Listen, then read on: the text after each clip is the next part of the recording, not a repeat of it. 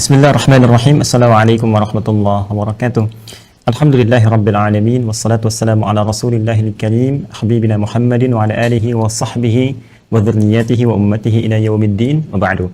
Faya ahbaballahi wa ahbaba rasulihi sallallahu alaihi wasallam, usi nafsi wa iyyakum bitaqwallahi faqad fazal muttaqun, fala tamutunna illa wa antum muslimun. Faqala ta'ala mudzakiran bidzalik, ya ayyuhalladzina amanu taqullaha haqqa tuqatih wa la tamutunna illa wa antum muslimun. Saudara-saudariku, berjumpa kembali dalam kajian Aqsa Al-Quran Sunnah Solution. Kita bermohon pada Allah Subhanahu wa taala mengawali jumpa kita pada malam hari ini. Semoga Allah senantiasa merahmati kita, menyayangi kita dan menuntun kita pada nilai-nilai kebaikan baik di dunia dan kebahagiaan di akhirat kelak. Insyaallah. Dengan demikian kita bermohon pada Allah semoga saudara-saudari kita yang masih hidup sampai dengan malam Jumat ini dan belum beriman sampai dengan detik ini, semoga Allah menguatkan jiwa mereka, memberikan petunjuk terbaik, dan saudara-saudari kita mau mengambil hidayah itu untuk bersyahadat sebelum wafat kembali kepada Allah Subhanahu wa taala. Kita juga bermohon pada Allah semoga para pelaku maksiat diberikan kekuatan oleh Allah untuk bertobat dan wafat dalam keadaan husnul khatimah, dan semoga Allah pun menyertakan kita pada segala kebaikan-kebaikan yang didapatkan oleh hamba-hamba Allah yang saleh. Dan khususnya semoga di bulan Sya'ban ini kita diberikan oleh Allah kekuatan untuk meningkatkan bekal terbaik seperti yang kita pelajari di pekan sebelumnya, untuk persiapan khususnya menuju Ramadan dan dalam rangka meningkatkan takwa kepada Allah Subhanahu wa taala, karena kita tidak tahu di titik mana kita kembali kepada Allah Subhanahu wa taala. Karena itulah seringkali dalam setiap momentum ta'lim Rasulullah SAW, bahkan dalam setiap kesempatan Jumat, Rasulullah SAW senantiasa mengingatkan kita, menyitir Quran surah ketiga Ali Imran di ayat yang ke-102. Ya ayyuhalladzina amanu, duhai seluruh hamba-hamba Allah yang telah menyatakan dirinya beriman kepada Allah Subhanahu wa taala, ittaqullaha haqqa tuqatih. Tingkatkanlah selalu takwamu kepada Allah Subhanahu wa taala dengan serius, dengan sungguh-sungguh, dengan cara yang benar. Wala tamutunna illa wa antum muslimun. Dan pelihara kesungguhan itu, pelihara peningkatan takwa itu, jangan sampai engkau wafat kecuali dalam keadaan engkau sedang tunduk patuh kepada Allah dalam rangka meningkatkan takwa yang dimaksudkan. Karena itulah kita diminta oleh Allah setiap hari berusaha menunaikan amal soleh sebagai wujud implementasi takwa. Karena setiap amal soleh yang kita kerjakan, tujuan utamanya adalah takwa. Ya, dzalikal kitabu la raiba fi hudal lil muttaqin. Siapa al-muttaqin ini? Alladzina yu'minuna bil ghaib wa yuqimunas shalah. Ya, mereka adalah orang-orang yang berusaha meningkatkan salat. Jadi, tujuan utama kita diantaranya menunaikan ibadah dengan menunaikan salat adalah capaian tertingginya dalam rangka mendekatkan diri kita kepada Allah dan meningkatkan takwa kita di hadapan Allah Subhanahu wa taala. Kemudian pun demikian dengan puasa, ya, yang ujungnya ditutup dengan kalimat la'allakum tattaqun. Ya ayyuhalladzina amanu kutiba alaikumusiyam kama kutiba alal ladzina min qablikum la'allakum tattaqun. Juga tujuan utamanya apa? Takwa. Demikian bahkan haji, bahkan umrah, wa tazawwadu fa inna khairaz zadit taqwa. Puncaknya apa? Takwa. Dan takwa adalah puncak kemuliaan. Sifat-sifat baik, rangkuman dari seluruh sifat-sifat mulia yang mampu didapatkan manusia, yang dengan bekal itu bisa menghadap kepada Allah dengan penuh kebahagiaan dan kebanggaan. Karena itu ketika Allah menyebutkan bagaimana klasifikasi manusia yang berkelompok, kemudian juga beraktivitas, bahkan menyebar, bertempat tinggal di berbagai tempat yang beragam, itu pada ujungnya kemuliaan mereka di hadapan Allah diukur bukan karena status sosialnya, bukan karena kedudukannya, bukan karena ilmu pengetahuannya, tapi lebih karena takwanya. Quran surah ke-49 Al-Hujurat di ayat ke-13 itu. Ya ayyuhan nasu inna khalaqnakum min dzakarin wa untha wa ja'alnakum syu'uban wa qabaila lita'arafu inna akramakum 'indallahi atqakum. Karena itu sekali lagi semoga dalam rangka kita pun berta'allum pada malam hari ini menjadi wasilah kita untuk meningkatkan takwa di hadapan Allah Subhanahu wa taala. Baik, mari kita lanjutkan bahasan kita spesial dalam kajian Aqsa malam hari ini. Seperti biasa, izin kita bagi kepada dua sesi utama. Pekan kemarin kita sudah bahasan spesial tentang keutamaan awal Sya'ban. Sekarang kita bertanya jawab terlebih dahulu. Pekan depan nanti kita lanjutkan kembali, ya, mengurai keutamaan Sya'ban bagian kedua. Dan episode selanjutnya persiapan Ramadan, bahasan khusus tentang kurikulum Ramadan. Ya, jika ada penyesuaian-penyesuaian tema, boleh jadi itu terkait dengan kebutuhan-kebutuhan spesifik menjelang hal-hal yang mungkin kita bisa kerjakan pada momen-momen spesial yang tidak didapati di waktu-waktu selainnya. Hari ini kita coba diskusi, ini telah ditampilkan di meja kami. Seperti saya pernah sering sampaikan pada kawan-kawan, jika sudah masuk sesi diskusi, Anda bisa masukkan ya apa yang ingin Anda share, kita diskusikan. Saya lebih senang menyebutnya diskusi, ya. Anda bisa masukkan, nanti staf kami printkan seperti ini. Nanti ini ada yang dari Instagram misalnya, kemudian ini dari YouTube, ya. Nanti disatukan, disimpan di meja, kita bisa diskusikan bersama. Baik, tanpa memanjangkan waktu lagi, ya, waktu kita sangat terbatas, kita mulai. Bismillahirrahmanirrahim. Kita lihat dari Instagram terlebih dahulu, dari akun Faisal Said ya. Bismillah. Assalamualaikum warahmatullahi wabarakatuh. Waalaikumsalam warahmatullahi wabarakatuh.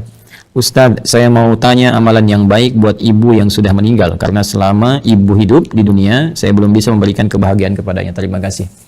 Waalaikumsalam warahmatullahi wabarakatuh. Pertama izinkan saya turut berdoa, mohon pada Allah Subhanahu wa taala semoga ibunda saudaraku akun Faisal Said diberikan rahmat oleh Allah Subhanahu wa taala, dilapangkan di alam kuburnya, diberikan cahaya oleh Allah Subhanahu wa taala, diterima amal-amal saleh beliau, dijadikan alam kuburnya bagian dari taman-taman surga yang dibentangkan oleh Allah, dan semoga kita semua dikumpulkan dalam kebaikan bersama beliau dan juga bersama Rasulullah sallallahu alaihi wasallam pada waktu yang Allah janjikan.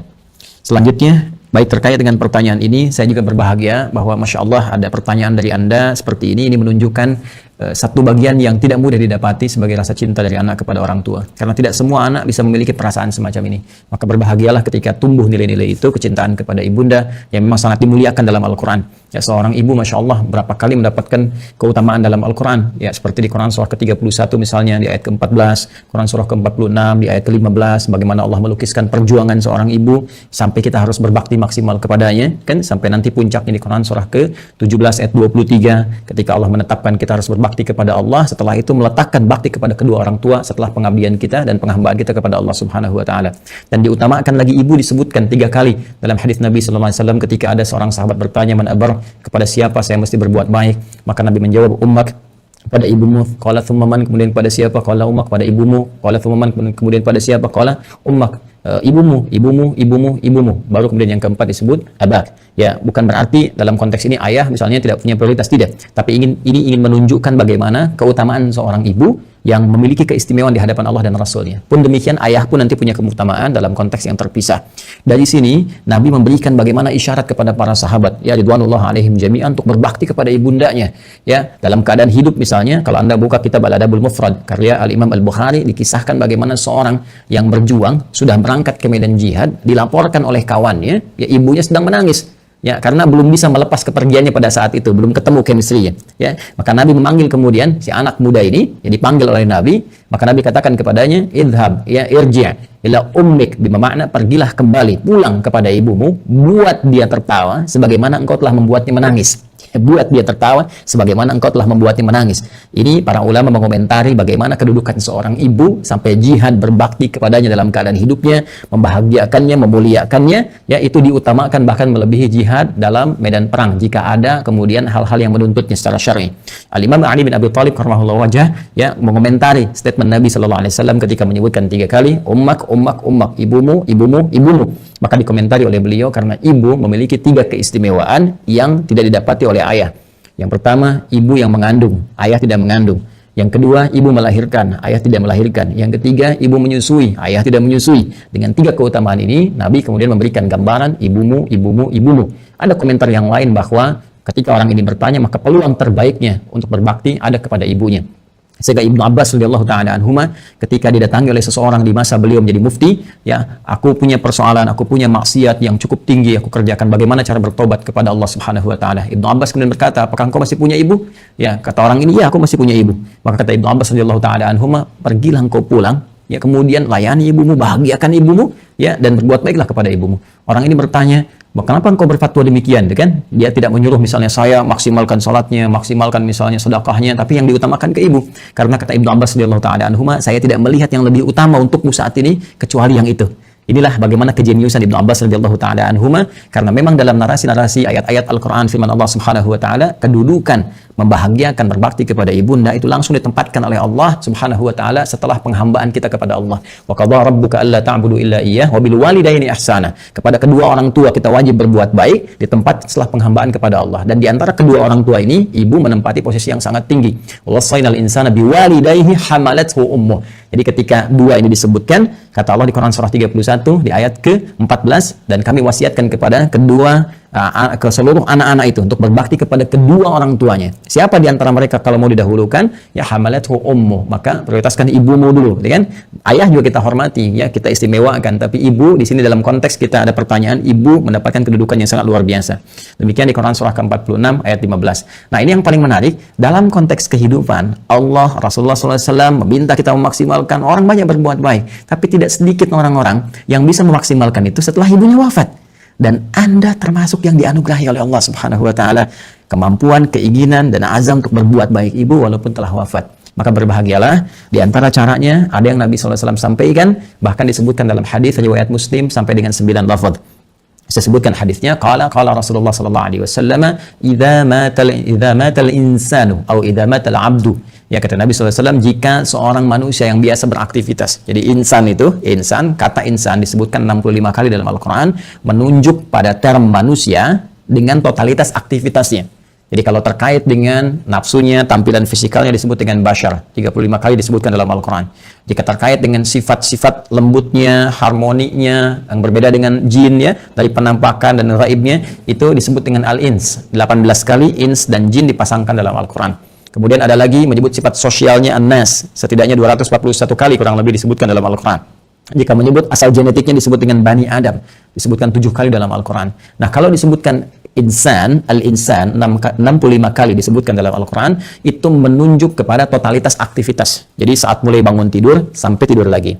Nah, kata Nabi, idza matal insanu, jika manusia yang biasa beraktivitas dari mulai bangun tidur sampai tidur lagi, dari bangun sampai tidur lagi, kemudian meninggal, wafat.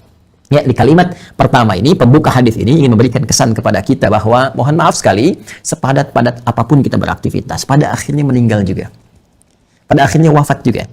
Karena itu pembuka hadis ini memberikan satu pengingat yang sangat penting kepada kita. Jangan lupa, awas, jangan lalai bahwa satu saat kita akan pulang kepada Allah.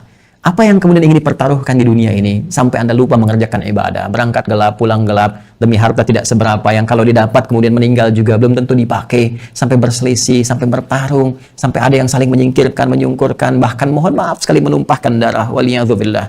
Allah, berlindunglah kepada Allah Subhanahu wa taala. Berlindunglah. Karena apapun yang Anda dapatkan saat di dunia, satu saat akan ditinggalkan. Jika bukan Anda meninggalkan dunia, maka dunia akan meninggalkan Anda. Satu saat kita akan wafat. Dan bila seorang manusia telah wafat yang biasanya beraktivitas, ya, in qata'a sa'iru amalih, maka akan terputuslah semua aktivitasnya itu. Peluang dia mengumpulkan nilai-nilai kebaikan. Karena rumus kebaikan dalam Islam itu dengan konteks kehidupan akhirat yang telah kita selesaikan dunianya dan berpindah kepada dimensi lain, ya, barzakh kemudian akhirat, maka Al-Quran memberikan wawasan kepada kita, dan dengan wawasan ini kita diminta untuk mengumpulkan dan menyiapkan bekal terbaik. Ya, gambarannya kan seperti ini. Ini kan dunia ya, yang saat ini kita sedang beraktivitas. Kemudian setelah itu kita pindah ke barzakh, pemisah. Ya. Kemudian akhirnya akhirat. Ini akhirat, ya. Ini yang terakhir.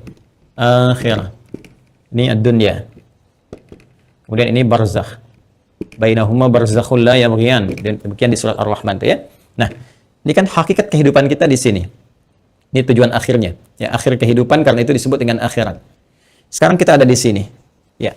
Tempat beraktivitas sementara. Karena ini sifatnya sementara, maka semua yang ada di sini pun di sini ya sifatnya sementara. Ya, mohon maaf, usia kita ini sifatnya sementara, tidak abadi.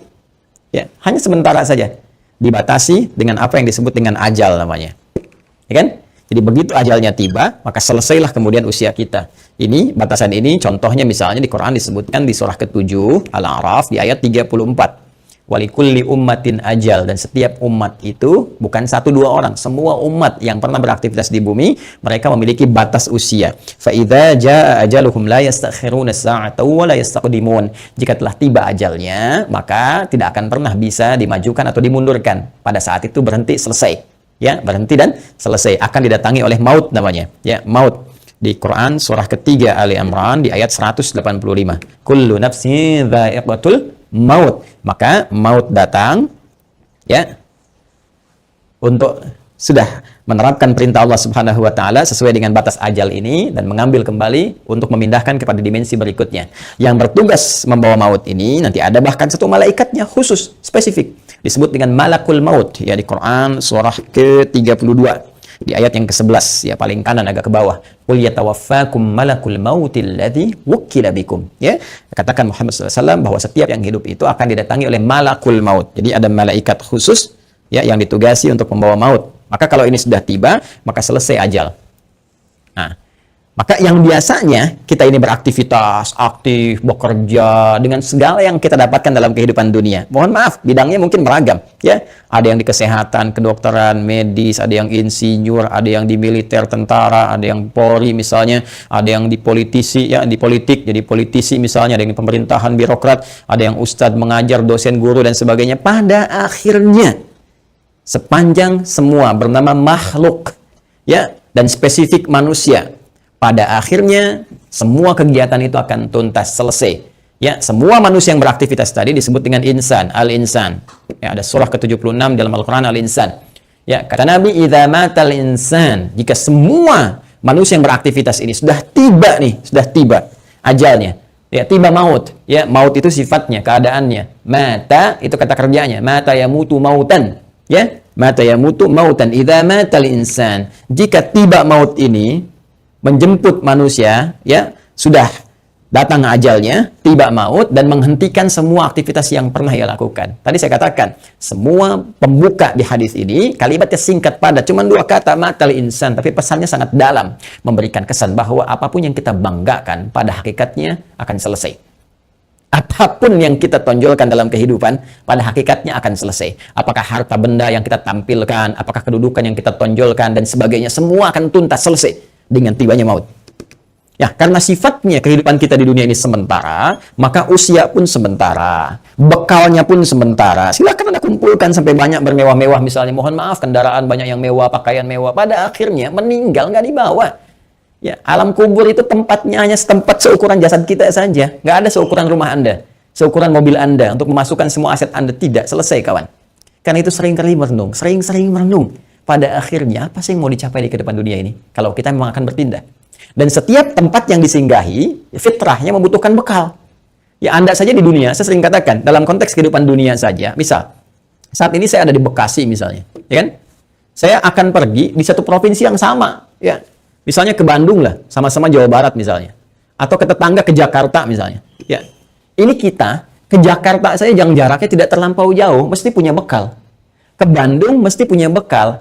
Apatah kalau saya ingin ke Sumatera, kalau saya ingin ke Papua, atau saya ingin keluar Indonesia misalnya, pasti harus punya bekal. Mustahil berpindah tempat, ruang, dan waktu tanpa bekal memadai yang kita bawa. Itu mustahil. Ya.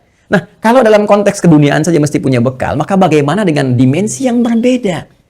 Dunianya kita tinggalkan. Ini kan kalau dari sini masih ke Malaysia, masih dunia. Ya kan? Ke Amerika masih dunia. Ini sekarang kita meninggalkan dunia. Bahkan pengumuman disampaikan telah meninggal dunia. Artinya meninggalkan dunia. Maka mutlak mesti punya bekal. Dan di dalam konteks keduniaan saja, bekalnya bisa beda.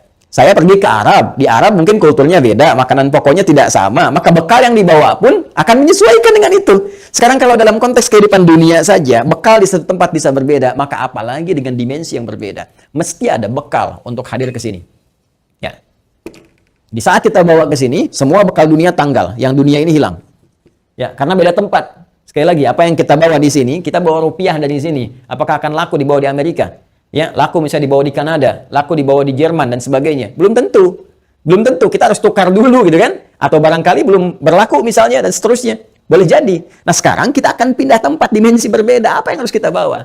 Apa yang harus kita siapkan di dunia ini? Ya, sehingga kita bisa bawa saat berpindah ke alam barzakh ini sebagai persiapan menuju akhirat. Ya. Maka tiada lain, rumusnya lanjutkan hadisnya. In qata'a sa'iru amali, maka terputus semua peluang amalnya. Ya, pertama amal. Nah, amal. Amal itu masih umum. Amalan itu masih umum. Semua perbuatan manusia yang akan dipertanggungjawabkan di hadapan Allah disebut dengan amal namanya. Ya, faman ya'mal mithqala dzarratin khairan yarah wa may ya'mal mithqala dzarratin syarran yarah. Ya, jadi semua perbuatan kita dari bangun tidur sampai dengan tidur lagi itu disebut dengan amal. Nah, ini kalau sudah meninggal, mata, datang maut, ya, terputus semua amal, aktivitas selesai. Ya. Nah, cuma diberikan kemudian gambaran kepada kita, ada amal ini yang saat dikerjakan itu dicatatkan punya nilai. Yang nilai ini menjadi bekal yang akan dibawa ke dimensi selanjutnya, ke ruang selanjutnya setelah kita wafat. Singkatnya dibawa ke alam barzakh, bahkan sebagai bekal menuju akhirat. Dan ini bisa kita siapkan saat di dunia. Ya, apa nama amalnya? Ini yang disebut dengan amal saleh. Ya, jamaknya disebut dengan salihat. Amal saleh, jamaknya apa? Salihat. Ya, jadi amal ini ada yang netral, umum, ya kan? Nah, ini amal yang saat dikerjakan punya nilai untuk dibawa pulang menghadap Allah dan dibawa bekalnya ke tempat dimensi berbeda di barzakh sampai dengan ke akhirat disebut dengan saleh. Jamaknya disebut apa? Salihat. Ya, singkatnya setiap perbuatan yang dinilai sebagai ibadah oleh syariat. Ya, jadi setiap perbuatan kalau kita kerjakan diniatkan sebagai ibadah, maka itu namanya amal saleh. Jelas ya? Baik, jamaknya disebut dengan apa? Salihat. Ya, muncul Quran surah ke-103 misalnya Allah firmankan, ya, di surat Al-Asr, wal 'asr, innal insana lafi khusr illa alladzina amanu wa 'amilus shalihat. Nih, ya, wal 'asr, demi waktu, momentum, ya, yang Allah berikan kepada setiap manusia untuk beraktivitas. Nih, dikasih kesempatan dari pagi kan, bahkan dari bangun tidur sampai tidur lagi silakan beraktivitas. Tapi kalau aktivitasnya cuma mengejar dunia saja, kata Al-Quran berpotensi rugi. Karena saat dia meninggalkan dunia, fakir, dia nggak punya bekal. Ya, ada di antara mereka yang cerdas. Mereka beraktivitas, mengerjakan dunia. Bahkan kaya dalam kehidupan dunianya. Kaya, mobil punya, kendaraan cukup baik, di rumah baik juga, Masya Allah. Tapi yang paling menarik, mereka juga punya persiapan-persiapan akhiratnya. Apa itu? Illalladzina amanu wa amilus shalihat. Ya, kecuali orang-orang yang cerdas, mereka beriman, yakin di antara keimanan mereka, selain iman kepada Allah, iman kepada Rasulullah, mereka pun yakin iman tanpa ragu ada kehidupan setelah wafat. Ya, makanya rukun iman kan ada 6. Ya, rukun iman yang kelima kan apa? Iman pada hari akhir. Hari akhir itu implementasinya yakin kita akan meninggal, yakin akan dihisab. Karena kita yakin kita punya iman, kita siapkan. Itu cara memahaminya. Karena itu orang cerdas menyiapkan setelah wafatnya ada kehidupan. Anda yakin nggak? Kalau Anda nggak beriman, nggak usah komen. Tapi kalau Anda yakin Anda beriman, Anda siapkan. Keyakinan kita memberikan dorongan kepada kita untuk menyiapkan bekal setelah kita wafat. Apa yang mau kita siapkan? Allah saking rahmannya memberikan bocoran kepada kita, bimbingan kepada kita. Nih, siapkan bekal ini. Ini bekal yang cuma satu-satunya dibawa saat kita wafat. Apa itu? Wa amilus shalihat. Ini dia. Amal-amal saleh. Maka jadikan setiap bekal kegiatan kita itu menjadi amal saleh. Caranya bagaimana? Niatkan karena Allah Subhanahu wa taala. Ya, niatkan karena Allah lillah, bekerja karena Allah, merawat anak karena Allah, di rumah tangga karena Allah. Bahkan nanti implementasinya Nabi SAW memberikan panduan dengan doa langsung. Makanya saya sering katakan dalam Islam semua aktivitas itu punya doanya. Bangun tidur ada doanya, sampai mau tidur lagi ada doanya. Semua aktivitas kita. Tatkala kita pun belum memahami, sertakan kalimat Bismillahirrahmanirrahim. Kullu amrin dzibalin la yubda'u fihi Bismillahirrahmanirrahim fahuwa abtar au a'ta'. Setiap perbuatan baik yang tidak disertakan Bismillahirrahmanirrahim. Karena Allah. Bismillah, saya kerjakan ini karena Allah. Ya, kalau Anda tidak sertakan itu, tidak niatkan karena Allah, fahuwa abtar au aqta, maka terputuslah peluang bekal akhiratnya. Kalau Anda kerjakan, misal saya mau nulis nih Bismillahirrahmanirrahim atau singkat Bismillah misalnya kan, saya niatkan karena Allah supaya tulisan ini punya manfaat, supaya tulisan ini punya nilai di hadapan Allah. Maka begitu saya tuliskan misal ya, ini saya tuliskan bekal dunia amal saleh misalnya. Saya tuliskan karena Allah, lillah, supaya kita bisa pahami ini semua. Maka pekerjaan amal saleh ini, amilus shalihat, ketika kita niatkan karena Allah, diberikan nilai oleh Allah. Nilai itulah yang disebut dengan hasanah namanya. Hasanah. Hasanah. Ini dia. Hasanah. Nah, berapa nilainya? Berapa poinnya? Disampaikan dalam Quran surah ke-6 Al-An'am di ayat 160. Man jaa'a bil hasanati falahu asyru amsalihha. Siapa yang mengerjakan kebaikan, diniatkan sebagai ibadah karena Allah, menjadi amal saleh, maka dia punya poin hasanah. Setiap satu kebaikannya dicatatkan langsung 10 nilainya. Ini nilai terendahnya, 10. Ya, 10. 10 itu hitungannya bukan 1, 2, 3, 4, tidak. Dalam pandangan Allah berbeda cara menghitungnya. Di hadis Muslim datang ke masjid saja, dia kan baru datang untuk niat ibadah dapat 25, satu kedua 500 tahun, dua ketiga 500 tahun, demikian seterusnya. Dan ini poin yang paling kecilnya. Nanti ada kalau infak bisa berapa, gitu kan? Nanti ada kalau baca Al-Quran bisa berapa, lebih banyak lagi. Nah, itu yang disebut dengan hasanah. Karena itu sering kita berdoa di Quran surah kedua Al-Baqarah di ayat ke-201. Wa minhum may yaqulu rabbana atina fid dunya hasanah wa fil akhirati hasanah wa qina adzabannar. Dan di antara mereka banyak yang berdoa kepada Allah, ya Allah, mohon bimbing kami untuk mengerjakan semua kegiatan dunia punya nilai akhiratnya hasanah.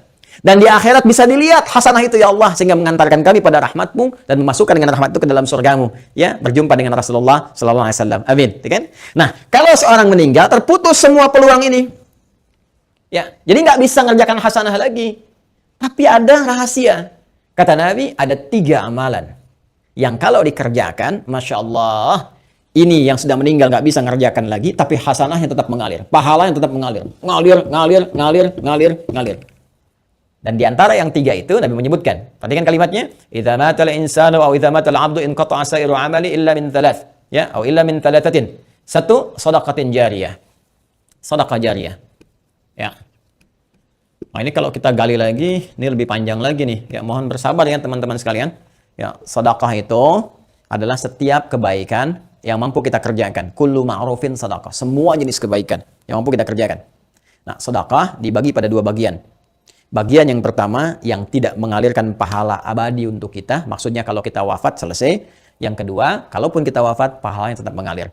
Seperti apa yang dimaksudkan 2 keterangan ini dan bagaimana saudara kita ya Faisal, semoga Allah rahmati beliau dan ibundanya serta keluarga besarnya bisa memaksimalkan ini untuk memberikan yang terbaik pada ibundanya. Nanti kita lihat setelah menunaikan salat Isya berjamaah. Izin sudah tiba waktu salat Isya Indonesia bagian Bekasi, WIB, waktu Indonesia bagian Bekasi. Maka mohon izin kami menjawab adzan, menunaikan salat Isya, setelah itu dengan izin Allah kita lanjutkan kembali. Baik, lanjut ba'da Isya. Subhanakallahumma bihamdika asyhadu an la ilaha illa anta astaghfiruka wa atubu ilaik. Assalamualaikum warahmatullahi wabarakatuh. Saudara-saudariku, kami di sini telah menunaikan salat Isya berjamaah. Pun demikian dengan Anda, kami mendoakan mudah-mudahan salat yang telah ditunaikan ataupun akan ditunaikan oleh saudara-saudari kita di belahan dunia yang terhubung dalam saluran Adi-Head Official, semoga seluruhnya diterima oleh Allah Subhanahu wa taala. Dan semoga doa-doa kita dikabulkan, diijabah oleh Allah Subhanahu wa taala, dan mudah-mudahan itu diantara bekal terbaik yang mampu kita tenun sebelum kita wafat menghadap kepada Allah Subhanahu wa taala.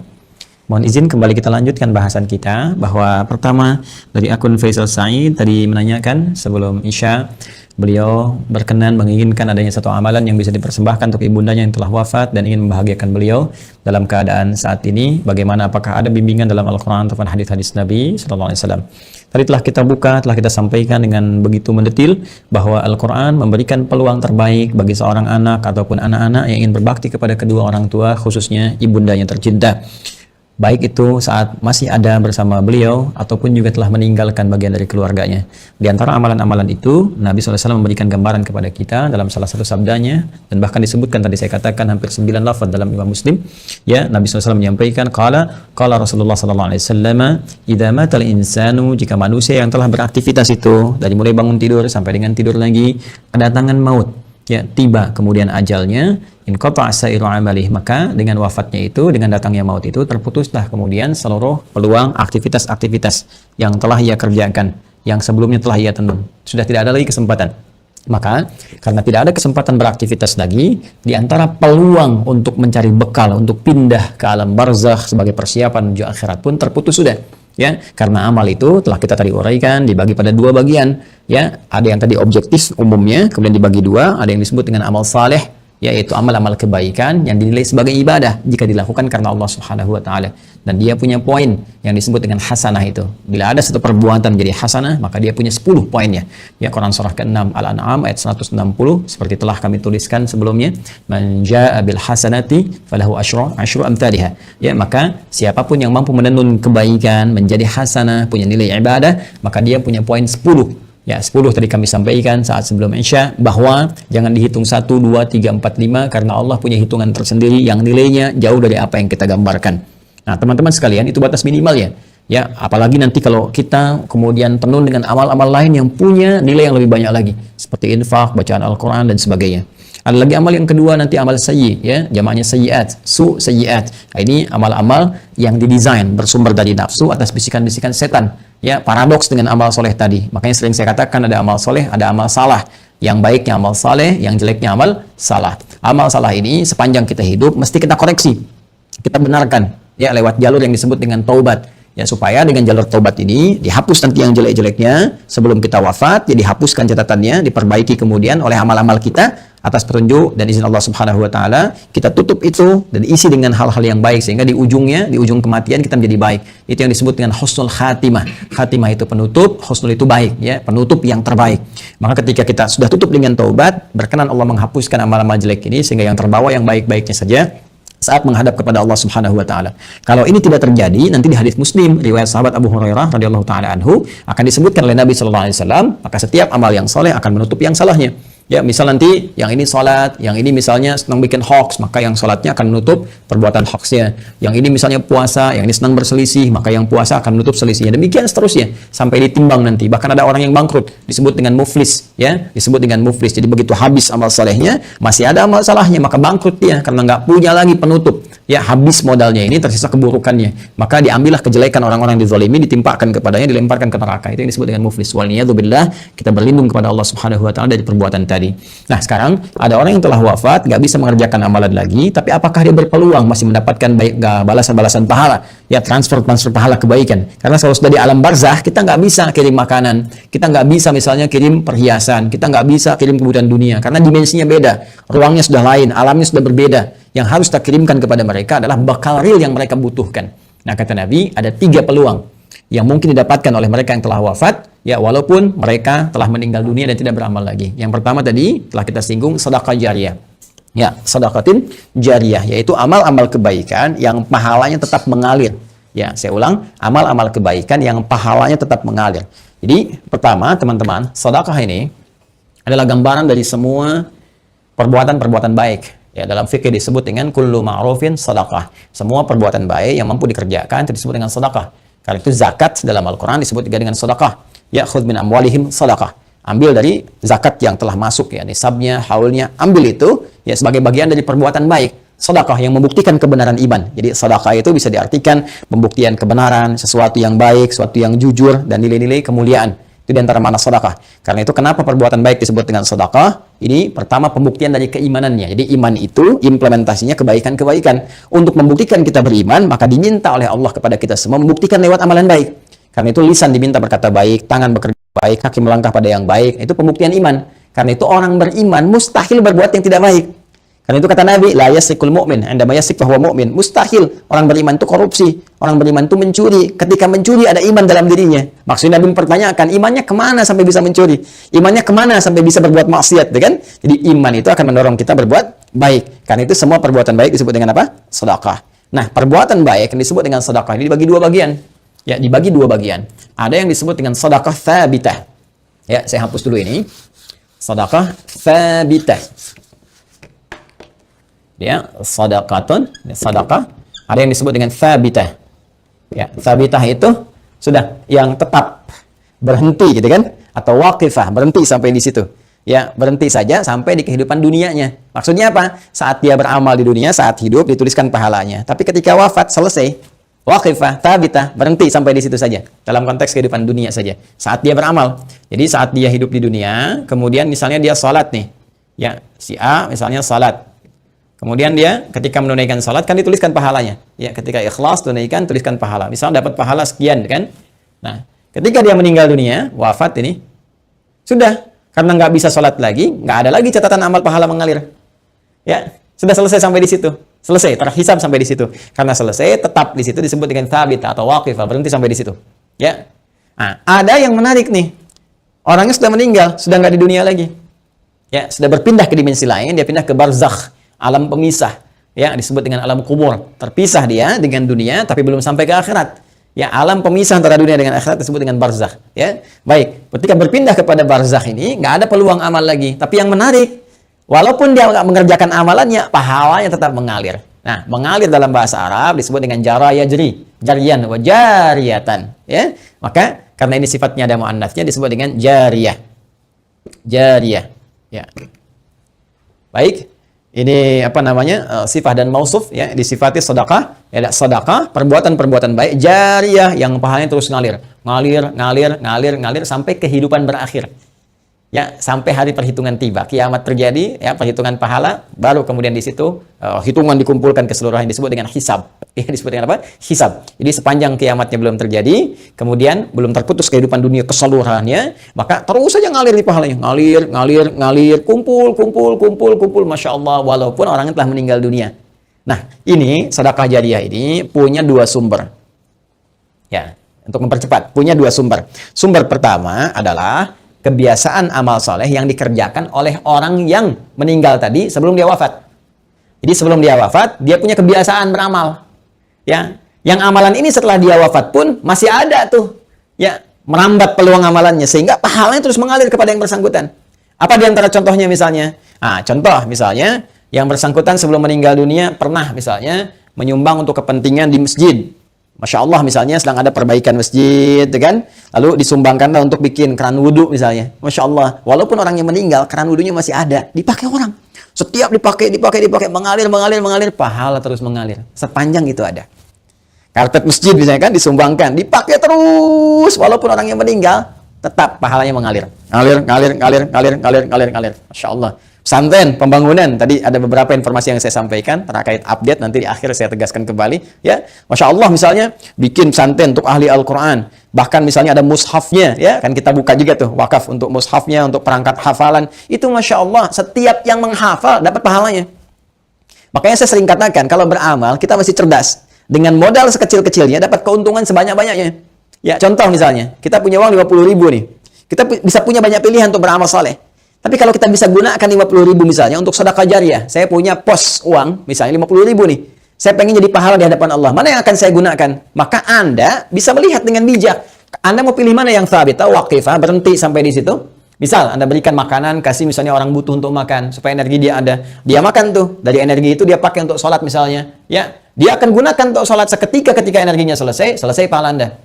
Kan? Anda gunakan beli mushaf, misal dapat 2. Anda berikan ke penghafal Quran. Masya Allah. Penghafal Quran menghafal Quran menggunakan mushaf Anda. Demi Allah saya katakan, penghafal Quran itu nggak ada yang baca sekali. Ya. Alif Lam Mim. Dzalikal kitabu. Bukan menghafal. La raiba fi, dzalikal kitabu la raiba fi, hudal lil muttaqin. Dzalikal kitabu la raiba fi, hudal lil muttaqin. Saya mau tanya pada Anda, berapa kali dia mengulang? Berapa kali dia mengulang-ulang? Dan yang paling dahsyatnya, bukankah bacaan Al-Quran itu dinilai berdasarkan hurufnya? Bukan ayatnya. Bukan jumlah ayatnya, tapi jumlah hurufnya. Man qara'a harfan min kitabillahi falahu asyru hasanat. Siapa yang membaca satu huruf saja dari kitab Allah, dia mendapatkan setiap hurufnya 10 kebaikan. Dan berapa banyak pengulangan disebutkan oleh penghafal Al-Quran. Jadi dengan modal 50.000 itu, berapa banyak pahala dapatkan. Nah, kadar Allah, si A ini, misalnya dapat 2 orang nih, si A dengan si B, sudah hafal dia, dua-duanya. Dipakai jadi imam, Masya Allah, ngajarkan lagi, ini merambat lagi. Mushafnya masih ada, diwariskan lagi pada orang lain. Allahu Akbar, lahirlah dari sini misalnya 10 santri, sini 10 santri, ini punya murid lagi, modal cuma 50.000, berapa yang didapatkan? Maka dari itu cerdas-cerdas saat hidup mencari apa yang kira-kira bisa mendapatkan jariyah di sini. Ya, tidak harus dengan harta, bisa dengan tenaga. Makanya kalau ada misalnya ya kegiatan di masjid ikut di situ, kan? Dengan tenaga kita atau dengan sebatas yang kita mampu dan sebagainya ya, apa yang bisa kita lakukan? Ini jariyah. Nah, ada lagi kondisi orangnya misalnya sudah tidak ada.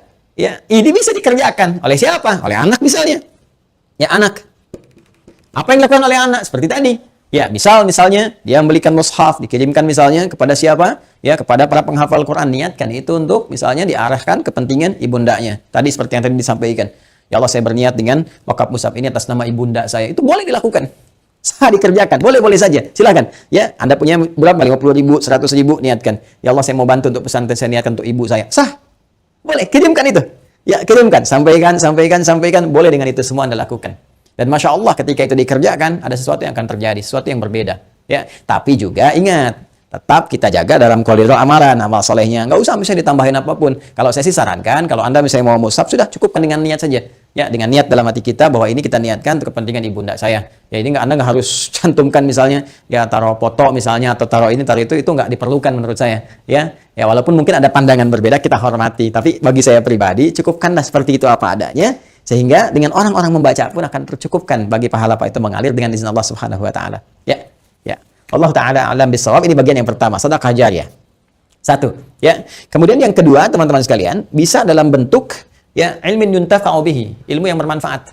Ya, ini juga bisa dikerjakan dari orang yang hidup, misalnya pernah mengajar, gitu kan? Makanya saya sering katakan, mohon izin sekali anak-anak itu kalau dia dari kecil tuh, orang tua mengajarkan. Ya, ajak misalnya sampingnya sholat, ajarkan. Al-Fatihahnya kalau bisa dari orang tuanya, ayah atau ibundanya. Karena akan dibawa terus sholat. Ya, dibawa sholat. Ketika bisa dari orang tuanya, dipakai terus sholat, itu mengalir. Tuh, setiap anak sholat dapat bagian pahala. Ilmin yuntafa'u bihi, ilmu yang bermanfaat. Ya, bukankah orang tua banyak mengajarkan kebaikan? Pakai. Ya, dan yang ketiga, teman-teman sekalian, nah ini waladin salihin yad'u lahu, anak saleh yang banyak mendoakan kedua orang tuanya. Maka kalau tadi misalnya akun Faisal, saudara kita ingin berbuat baik, di antara tiga pilihan ini yang pertama bisa dilakukan, ya kan? Yang kedua bisa dipraktikkan, yang ketiga jadilah Anda pribadi yang saleh. Ya, jangan banyak larut dalam kesedihan. Manfaatnya nggak ada gitu kan. Sedih itu naluriah, fitrah alamiah biasa saja. Itu terjadi pasti. Nabi pun sedih ketika ditinggal Sayyidah Khadijah misalnya. Bahkan ketika ditinggal pamannya, beliau sedih sekali. Sedih ya, itu biasa, itu fitrah. Tinggal ibunda beliau sedih. Ya, namun apa yang harus dilakukan oleh kita? Kita alihkan kesedihan itu menjadi sebuah energi yang positif yang mengantarkan kebahagiaan pada orang yang telah meninggalkan kita. Maka caranya apa? Perbaiki pribadi kita menjadi saleh. Ya, jadi anak yang saleh, yang disukai oleh Allah Subhanahu wa taala, mulai rubah tampilan kita, tunaikan salat dengan baik, rajin membaca Al-Qur'an, bekerja dengan baik, yang halal jauhi yang haram-haram. Ketika semua itu dikerjakan, Anda tinggal mengangkat tangan bermohon pada Allah Subhanahu wa taala. Ketika sifat saleh melekat pada seorang anak, maka doanya langsung mustajab. Waladin salihin yad'u lahu. Seorang anak yang saleh yang ketika bermohon kepada Allah, langsung doanya diantarkan jadi cahaya ke kuburan ibundanya atau ayahandanya. Langsung jadi cahaya. Cahaya, cahaya, cahaya. Dan itu boleh jadi pilihan terbaik yang bisa Anda lakukan untuk mempersembahkan pada ibunda Anda. Ya, kalau perbedaan-perbedaan pandangan dari para ulama itu biasa-biasa saja. Ya, A memandang, B memandang, tidak ada masalah. Tapi ijtihad satu tidak bisa membatalkan ijtihad yang lainnya karena peluang ini terbuka. Ya, jadi kalau ada tadi yang membatasi misalnya sepanjang dia masih hidup, tapi juga ada yang kemudian membatasi, yang menafsirkan tidak boleh dari orang yang hidup pun memberikan kebaikan-kebaikan karena perkara umum. Sepanjang tidak ada takhsisnya, tidak ada kekhususan, maka maknanya tetap umum. Jelas ya? Wallahu ta'ala alam bissawab. Baik, kita coba mampir ke YouTube sebentar. Instagram kita simpan, kita lihat YouTube. Bismillah. Dari akun Ji Angga, ya. Assalamualaikum, waalaikumsalam warahmatullahi wabarakatuh. Mohon izin bertanya Ustaz Adi. Baik, silakan. Mengenai ayat Al-Quran di Quran surah Maryam ayat 71. Apakah itu ditujukan untuk semua umat termasuk Muslim atau hanya umat non-Muslim? Mohon penjelasannya Ustaz. Terima kasih, senantiasa sehat, selalu diberkahi Allah Subhanahu wa taala. Untuk Ustaz Adi beserta keluarganya dan timnya. Assalamualaikum warahmatullahi wabarakatuh. Semoga Allah memberikan kemuliaan lebih dari apa yang Anda sampaikan kepada kami, menjaga Anda dan berikan hidayah dan taufik kepada kita dengan penjagaan yang terbaik. Saudaraku dan saudariku dimanapun Anda berada, ini ayat sering kali digunakan sebagai klaim paling favorit, khususnya oleh karangan orientalis juga misionaris, sering dipakai, ditebarkan dan memberikan kesan bahwa ada nih Islam ini agamanya tidak memberikan apa-apa, nggak memberikan manfaat karena nanti percuma juga masuk Islam karena ada satu ayat di Al-Quran yaitu Quran surah 19 Maryam ayat 71 yang mengatakan semuanya pasti akan ke neraka, jadi nggak akan selamat, sehingga itu perlu juru selamat. Nah ini gambaran semacam ini gambaran yang penting untuk kita luruskan, tapi kita memang memahami karena kebanyakan mereka memang tidak mengerti Al-Quran. Ya, tidak membaca dengan baik, tidak memahami. Untuk itu kita ajarkan supaya mau belajar. Ya, Quran surah ke-19 Maryam ayat 71 itu terangkai ya dengan ayat-ayat sebelumnya, ayat 70, ayat ke-69, ayat ke-68 bahkan ke ayat ke-67-nya. Penting untuk saya sampaikan kawan-kawan sekalian bahwa cara membaca Al-Quran itu caranya ada yang disebut di rumus tafsir dengan 2S 1L. Ya, 2S 1L. 2S itu rumusnya siyak. Siyak itu ayat yang sedang kita baca. Ya, misal kita sedang baca nih Quran surah Maryam surah 19 ayat 71. Kemudian kita lihat lagi setelah siyak apa? Ya, sibak. Hubungan dengan ayat sebelumnya. Ada nggak korelasinya? Apakah ini satu kesatuan? Ya, dari ayat sebelumnya nyambung nih mengisahkan tentang kisah tertentu. Ini loh, muaranya seperti ini. Atau dia berdiri sendiri, cuma satu ayat aja itu. Itu maksudnya gitu kan? Nah, kemudian ada lihaq. Lihaq itu dengan ayat setelahnya. Ayat 72-nya, ya, kemudian sampai seterusnya sampai ke An-Nas. Bahkan nanti ayat 71 nyambung dengan ayat 70-nya dengan sebelumnya sampai dengan Al-Fatihah. Kemudian digali lagi sampai dengan ke An-Nas. Jadi nggak bisa kita melihat satu ayat misalnya satu ditafsirkan begitu. Sekarang kita cek dulu teman-teman sekalian. Yuk, bahkan dari ayat 67, 68, 69, 70 sampai dengan 71 bahkan 72-nya kita bisa cek di dalamnya. Nah, ini rangkaian ayat ini sedang mengisahkan orang-orang yang sangat ingkar kepada Allah dalam kehidupan dunianya. Bahkan di ayat 69 yang tegas Allah mengatakan tsumma lananzi'anna min kulli syi'atin ayyuhum ashaddu 'ala ar-rahmani 'itiyya. Ya, kata Allah, kelompok-kelompok yang keras ini saat di dunianya ini yang keras membangkang kepada Allah, menyalahi perintah-perintah Allah Subhanahu wa taala, bahkan kalimatnya begini, indah sekali dalam Al-Qur'an. Ashaddu 'ala ar-rahmani 'itiyya. Ya, Allah telah menyampaikan kalimat diksi yang sangat indah, yang sangat luar biasa, ya. Tsumma lananzi'anna min kulli syi'atin ayyuhum asyaddu 'ala ar-rahmani 'itiyya. Sebelum sampai ke ayat 71-nya. Ya, Allah menyampaikan di ayat 69-nya, ya. Pertama ada diksi Ar-Rahman. Ya. Rahman itu kan sifat kasih yang tanpa batas diberikan bagi setiap hamba ya, yang menghambakan dirinya kepada Allah sepanjang masih punya waktu kehidupan di dunia. Jadi masih umum nih, universal. Sifat rahmat Allah yang memberikan setiap hamba punya nafas, ya, punya rezeki yang Allah tetapkan, ya, punya kesempatan untuk sembuh saat sakit. Itu universal. Ya, non-muslim kalau sakit bisa sembuh, kalau bekerja bisa kaya, kalau belajar bisa pintar. Itu sifat rahmat Allah diberikan dengan hukum universal kepada setiap hamba. Ya, termasuk kepada orang-orang Islam yang mendekat, meningkatkan kebaikan dan sebagainya. Itu mencakup keseluruhannya. Ya, nanti ada rahim, sifat spesifik rahim, rahmat yang diberikan oleh Allah dalam nuansa akhirat kepada hamba-hamba yang mau bertakwa, yang mau beriman, mau meningkatkan amal soleh. Rahmat Allah dengan sifat rahim yang mengantarkan hamba-hamba itu ke surga. Rahman Allah saat di dunia diberikan pada semua kalangan untuk mau mendekat kepada Allah, termasuk memberikan pemberian taubat bagi hamba yang mau taubat dan hidayah bagi hamba-hamba yang mau kembali kepada Allah Subhanahu wa taala. Jadi kalau ada orang pernah bergeser jauh dari Allah ingin balik lagi, taubat dia, ya, kemudian syahadat kembali, itu mendapatkan rahmat Allah dengan sifat rahmannya. Nah, Allah sudah mengatakan di ayat ini, kata Allah, perhatikan, "Hei, aku ini Rahman, telah memberikan kepadamu segalanya sebagai bekal kehidupan saat engkau di dunia. Ya, engkau sakit aku sembuhkan. Engkau berbuat salah, aku maafkan. Engkau mau taubat, aku terima taubatmu. Engkau mau istighfar, aku ampuni. Engkau butuh, aku berikan jalan. Saat kau sulit, aku mudahkan. Tapi dengan semua pemberian itu, engkau begitu keras. Ya, asyaddu ala rahmani itiyya. Ada kalimat asyad. Allahu akbar. Ada kalimat itiyya. Ya, ini kan pembangkangan yang sangat luar biasa. Ya. Jadi, kasih yang Allah berikan begitu dalam, itu dibalas dengan pembangkangan yang sangat keras. Ya, sangat dahsyat. Bahkan sampai menuduh Allah Subhanahu wa taala, ya, sampai melecehkan Allah Subhanahu wa taala. Ya, ketika bermaksiat kan melecehkan Allah, ya kan? Ketika bermaksiat kan menentang Allah, sampai menentang Allah. Ya, Allah bilang jangan mencuri, mencuri, kan menentang namanya. Jangan berselisih, berselisih. Jangan gosip, gosip. Ya, coba lihat, bahkan menuduh Allah. Ada yang mengatakan Allah punya anak, Allah punya syarikat, Allah punya macam-macam, gitu kan? Nah, itu kan dahsyat. Kata Allah, ini saya sudah berikan sayang, diberikan kesempatan untuk kembali kepada Allah, masih bersikap seperti ini. Dan dia memilih bertahan dengan keburukannya sampai wafat. Sampai wafat. Itu Allah buka, saking sayangnya Allah diberikan kesempatan. Ya, sampai nyawa belum sampai ke kerongkongan, masih ada peluang untuk taubat. Dibuka seluas-luasnya. Bahkan diturunkan Quran surah ke-39. Quran surah ke-39 di ayat 53. Az-Zumar ayat 53. Qul ya ibadiyalladzina asrafu ala anfusihim la taqnatu min rahmatillah. Tuh. Qul ya ibadiyalladzina asrafu ala anfusihim. Katakan Muhammad SAW kepada setiap hambaku yang pernah berbuat israf. Israf itu berlebihan, lebih. Jadi udah nggak kerukur lah. Ya, kalau dalam konteks keduniaan misalnya, ya, ke pernikahan, prasmanan sampai nambah 9 kali itu israf. Ya, ada israf dalam berbuat dosa. Mohon maaf, bukan cuma bohong, sombong, ya, dan macam-macam. Jadi kalau orang lain pernah berbuat dosa, dia kayaknya belum cukup. Nah, itu israf namanya. Kata Allah, dalam setiap perbuatan dosa pun yang engkau kumpulkan, selalu ada jalan dan secercah cahaya aku berikan supaya engkau mau kembali.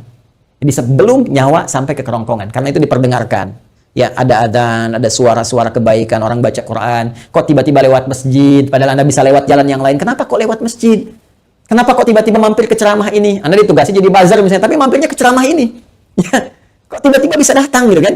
Kok tiba-tiba bisa Anda klik yang muncul tausiah, klik yang muncul status kebaikan. Itu kan hidayah namanya. Jalan. Kalau Anda mau kejar, Anda mau dapatkan, diberikan oleh Allah petunjuk. Ya, seperti di Quran surah ke-29 itu kan? Al-Ankabut, ya, di ayat yang terakhirnya, ya. Walladzina jahadu fina lanahdiyannahum subulana. Orang-orang yang mau berusaha keras menjelaskan dari rahmat Allah Subhanahu wa taala. Tadi saya katakan rahmat Allah yang diberikan dalam konteks keduniaan yang sangat luas disebut dengan Rahman. Rahman ya Rahman, Rahman ya Rahman ya Rahman. Qul Allaha awil Ar-Rahman. Quran surah ke-17 ayat 110. Ya, panggil Allah, panggil Ar-Rahman untuk mendapatkan rahmatnya. Kata Allah jangan putus asa. Ya, tapi orang-orang ini mempertahankan keburukannya sampai dia wafat. Ya, kalau sudah wafat tidak ada jalan lain. Keadilan Allah itu harus berlaku.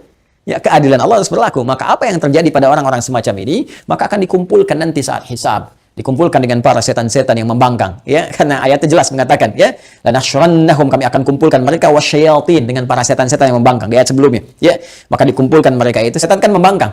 Ya, setan membangkang, menggoda anak cucu Adam, bahkan bersumpah ya di hadapan Allah Subhanahu wa taala akan menyesatkan anak cucu Adam, memberikan angan-angan kepada mereka. Quran surah keempat An-Nisa, ya, dari ayat 116, 117, 118 sampai dia mengatakan, ya, ketika Allah mengatakan la'anahullah, qala la'attakhidanna min ibadika nasiban mafruḍa wa la'udhillannahum wa la'umanniyannahum. Kami akan sesatkan mereka, berikan pada mereka angan-angan dan sebagainya. Gitu kan? Nah, ini dikumpulkan bersama para makhluk yang pernah bermaksiat, kalangan iblis, kalangan setan-setan, dan orang-orang yang semacam ini yang terpedaya dalam kehidupan dunianya dan nggak mau tobat, mempertahankan keburukan. Itulah yang digiring kemudian untuk mendapatkan keadilan Allah Subhanahu wa taala dengan perbuatannya, dan kemudian mereka dikumpulkan dan masukkanlah ke dalam neraka jahanam sebagai akibat dari perbuatan mereka dengan keadilan Allah Subhanahu wa taala. Allah memberikan kesempatan sampai titik akhirnya. Ya, tapi mereka tidak memanfaatkannya. Tapi kalau sudah selesai kejadiannya, tuntas kemudian dengan wafatnya, maka sifat keadilan Allah mesti berlaku. Karena Allah punya sifat al-adil, maha adil. Ya, maka dengan sifat kemahaadilan ini mesti diberlakukan keadilannya. Bagi yang baik dapat balasannya di surga, ya, kebaikan-kebaikan rahmat Allah. Bagi yang salah, apakah dia punya iman atau tidak? Apakah punya bekal kebaikan atau tidak? Karena kunci kebaikan di akhirat itu iman dulu. Ya, awas, beda. Jangan lihat konteks dunia, karena timbangannya beda. Antara dunia dengan akhirat, semua punya mekanismenya, semua punya aturannya. Dunia, apa saja bisa Anda kerjakan, sepanjang Anda mau berkreasi. Akhirat punya aturan tersendiri. Maka kunci kebaikan disebut dengan iman. Pertama dilihat ada iman atau tidak. Dari imannya ada kebaikan atau tidak. Kalau dia beriman, berbuat baik, ternyata berbuat salah juga, maka perbuatan baiknya akan menutup yang salah-salahnya dulu. Kalau sisa baiknya, dapat rahmat Allah, masuk surga. Kalau seimbang, tunggu di Araf.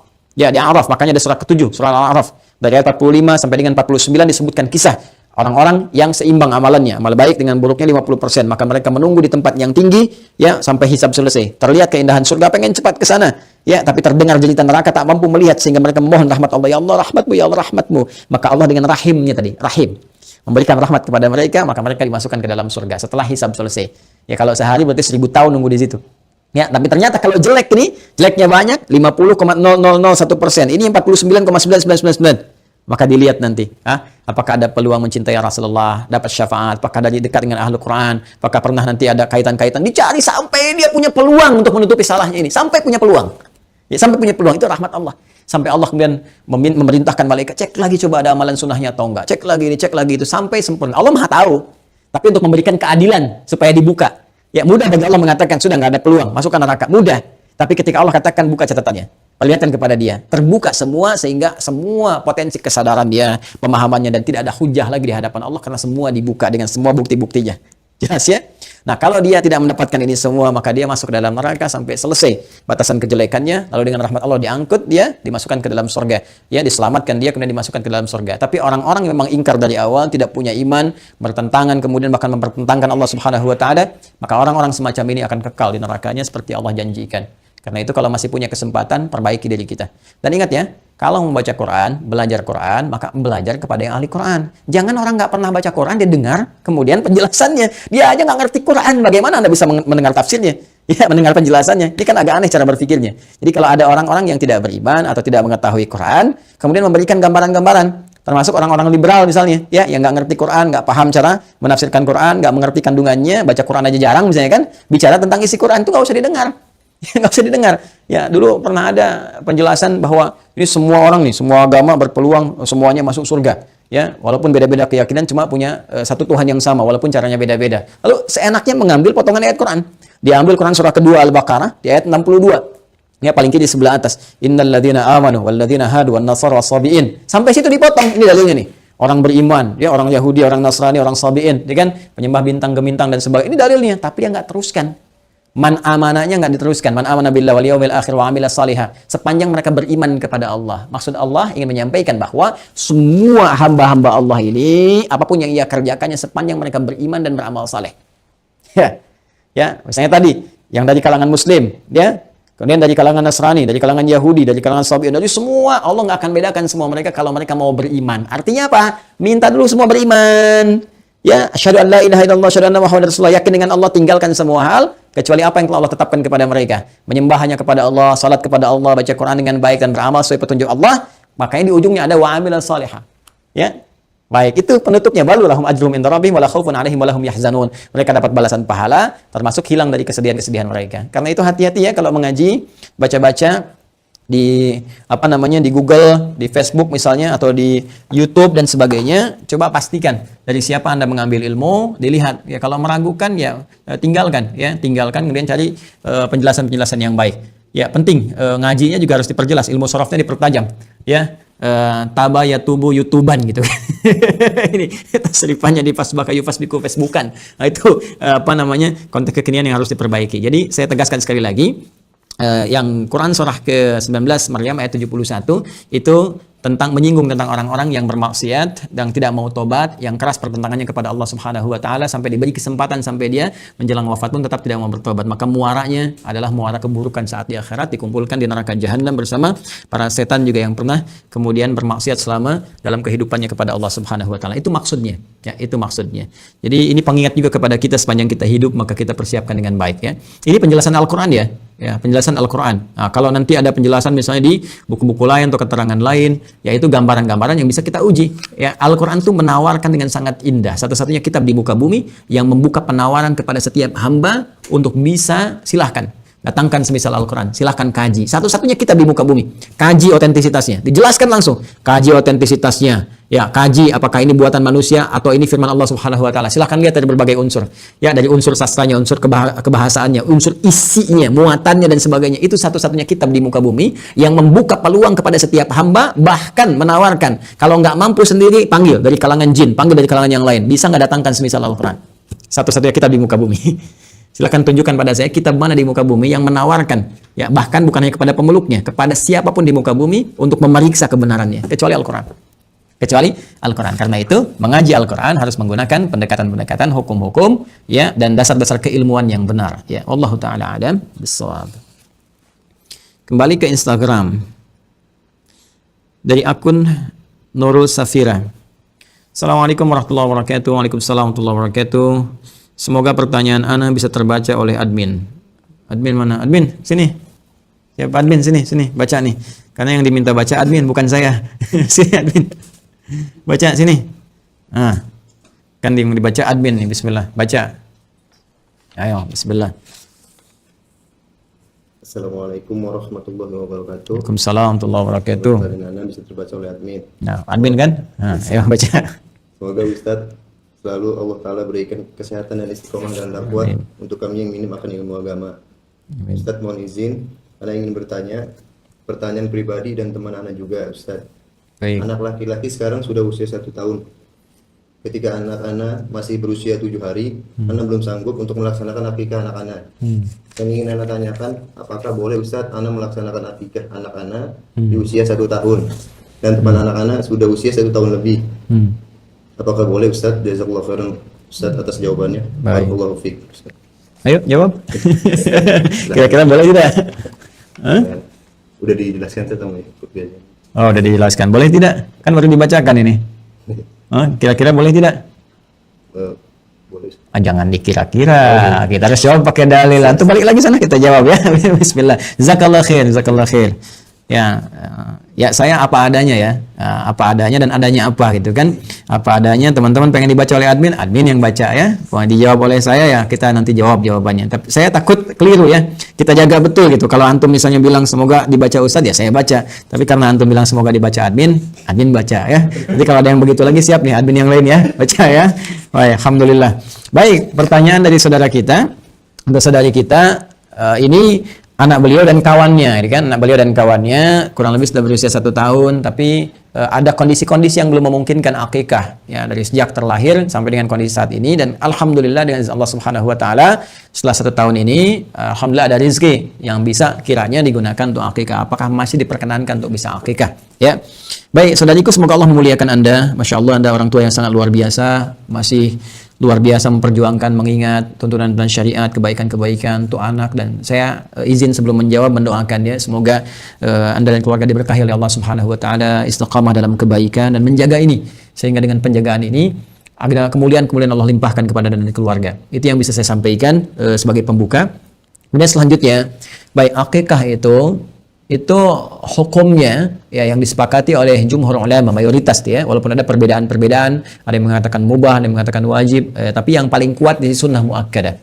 Sunnah muakkadah. Dalil utamanya dari hadis Nabi sallallahu alaihi wasallam disampaikan oleh sahabat Samurah bin Jundub radhiyallahu taala anhu, kemudian dinukil oleh Al-Imam Abu Daud ya rahimahullah dalam kitabnya Sunan Abu Daud nomor hadis 2455. Ya, saya hafal ini karena saya juga baru akikah ya, Dinda Aira Rabi'ati Khairatul Hisan. Jadi Nabi menyampaikan sallallahu alaihi wasallam, qala Rasulullah sallallahu alaihi wasallam, kullu ghulamin rahinatun bi aqiqatih. Ya, setiap anak itu tergadaikan keadaannya, ya nanti saya jelaskan, bi aqiqatih, dengan akikahnya. Ya, Yang dimaksud rahinatun atau marhunatun, tergadaikan di sini adalah ada nilai-nilai kebaikan yang didapatkan dari hikmah akikah ini. Ya, ini bukan sekedar dipotong hewannya. Saya pernah jelaskan sebetulnya dengan sangat panjang lebar dalam episode yang lalu. Anda bisa cek juga di kajian-kajian kami di Adidat Official, bahwa ini ada hikmah terbesar dari penyembelihan ini, karena di jiwa manusia ini ada dua dorongan. Ya, di Quran surah ke-91 ayat 7 sampai dengan 10, wa nafsin wa ma sawwaha fa'alhamaha fujuraha wa taqwaha. Ada dua dorongan. Dorongan yang pertama di jiwanya itu ada kecenderungan perbuatan-perbuatan baik yang mulia, disebut dengan jiwa takwa. Ya, ada yang kedua disebut dengan fujur.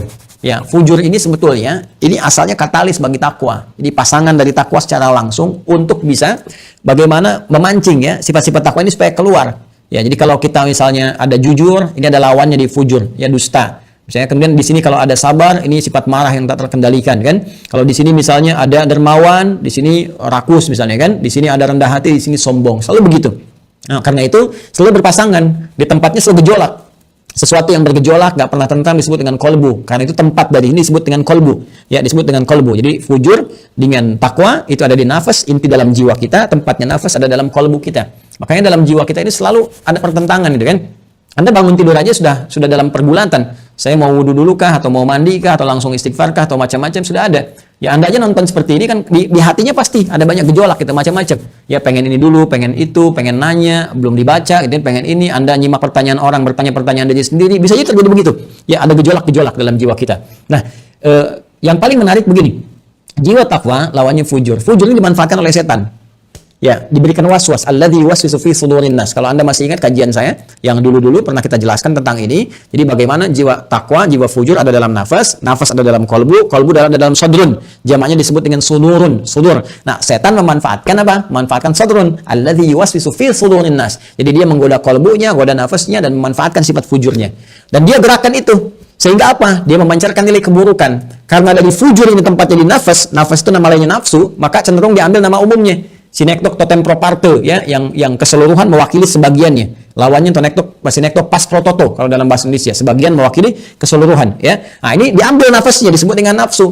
Karena itu seringkali kita katakan nafsu ini dia dipengaruhi oleh nafsu pada keburukan, padahal itu sifat fujurnya. Ya, karena di nafsu ini ada dua, takwa, ada fujur. Cuma karena kecenderungan ini yang dikuasai oleh setan, kalau diikuti oleh manusia, ya ingat, waqad khaba man dassaha. Kalau diikuti ini bahaya ini. Akan dibisikin nih. Ya misalnya waktunya sholat dibisikin, dah sholat itu nomor 2, nomor 1 nonton dulu misalnya, ya nonton nih ada tayangan catur nih, pendekar kipas lawan ini misalnya gitu kan, ini hilang nih sampai waktu sholat terabaikan, gitu kan, misal, itu bisikan-bisikan. Karena itu was-was ini ketika dorongan-dorongan keburukan ini muncul disifati di Quran surah ke-12 Yusuf ya di ayat yang ke-53. Ya, kemudian apa yang disampaikan oleh Allah Subhanahu wa taala? Ya, Allah menyatakan, ini kalimatnya indah sekali nih, wa ma ubarni'u nafsi. Innan nafsa la'ammaratun bisu illa ma rahima rabbi. Kita nggak bisa menilai diri kita suci karena ada apa? Ada nafsu. Dalam nafsu ada fujur.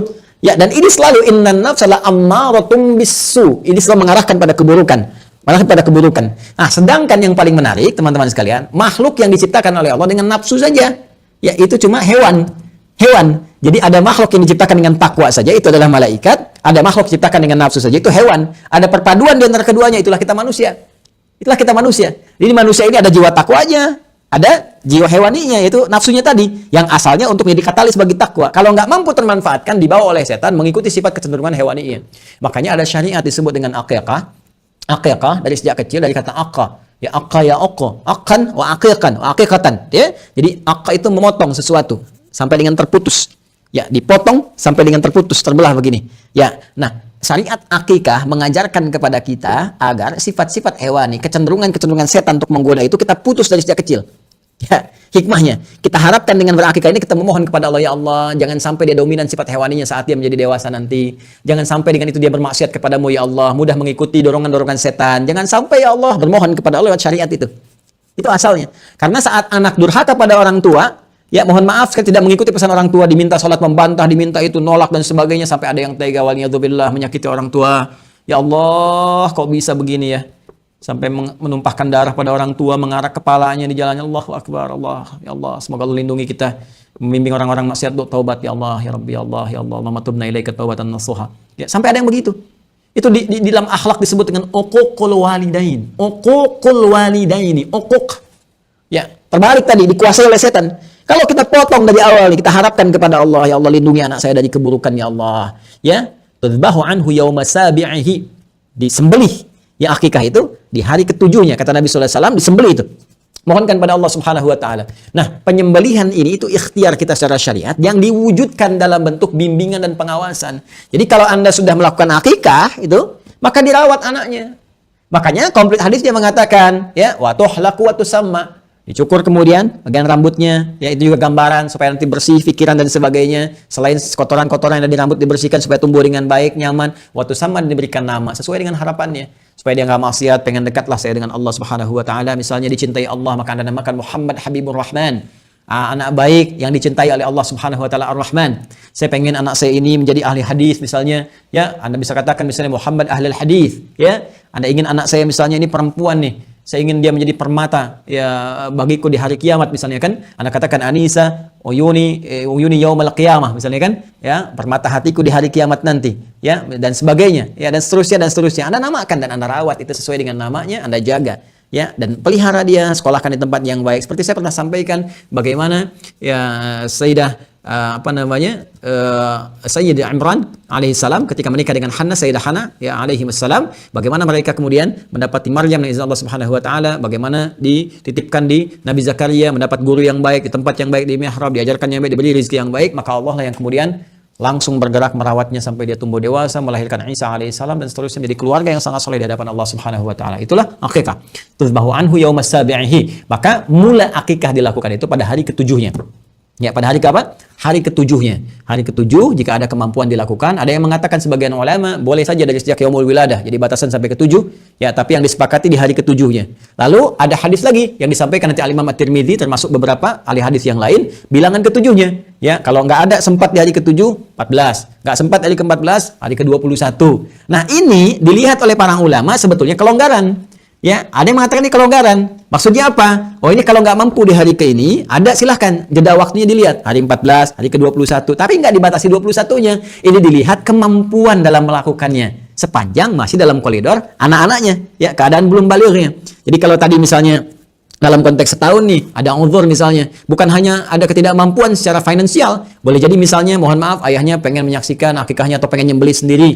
Dia berada di luar kota atau luar negeri karena pandemi misalnya, oh ini nggak bisa keluar dari tempat dia berada, nunggu selesai belum jelas kapan waktunya, ya. Anda bisa mundur, harusnya misalnya kemarin tiba-tiba baru bisa pulang 3 bulan kemudian atau 6 bulan kemudian. Nah, ini ulama berpandangan maka boleh-boleh saja bila ada uzur yang demikian yang dibenarkan oleh syar'i, dan hukum akikahnya adalah sunnah muakkadah. Sunnah muakkadah, jadi tidak masuk sampai wilayah wajib, tapi sunnah muakkadah dan diikuti oleh pengikut-pengikut yang tadi untuk memperhatikan anak, berikan bimbingan yang baik, cari guru-guru yang baik dan sebagainya. Jadi pertanyaan Anda bisa kita jawab, boleh saja Anda lakukan kemudian akikah dalam anak usia 1 tahun, ya, atau ada tadi 1 tahun lebih karena uzur yang tadi telah Anda sebutkan. Ya, ada uzur-uzur tertentu yang tidak memungkinkan dilakukan pada saat itu. Ulama-ulama kontemporer pernah ditanya tentang itu, bahkan di madzhab Hanabilah juga yang ketat itu masih membolehkan.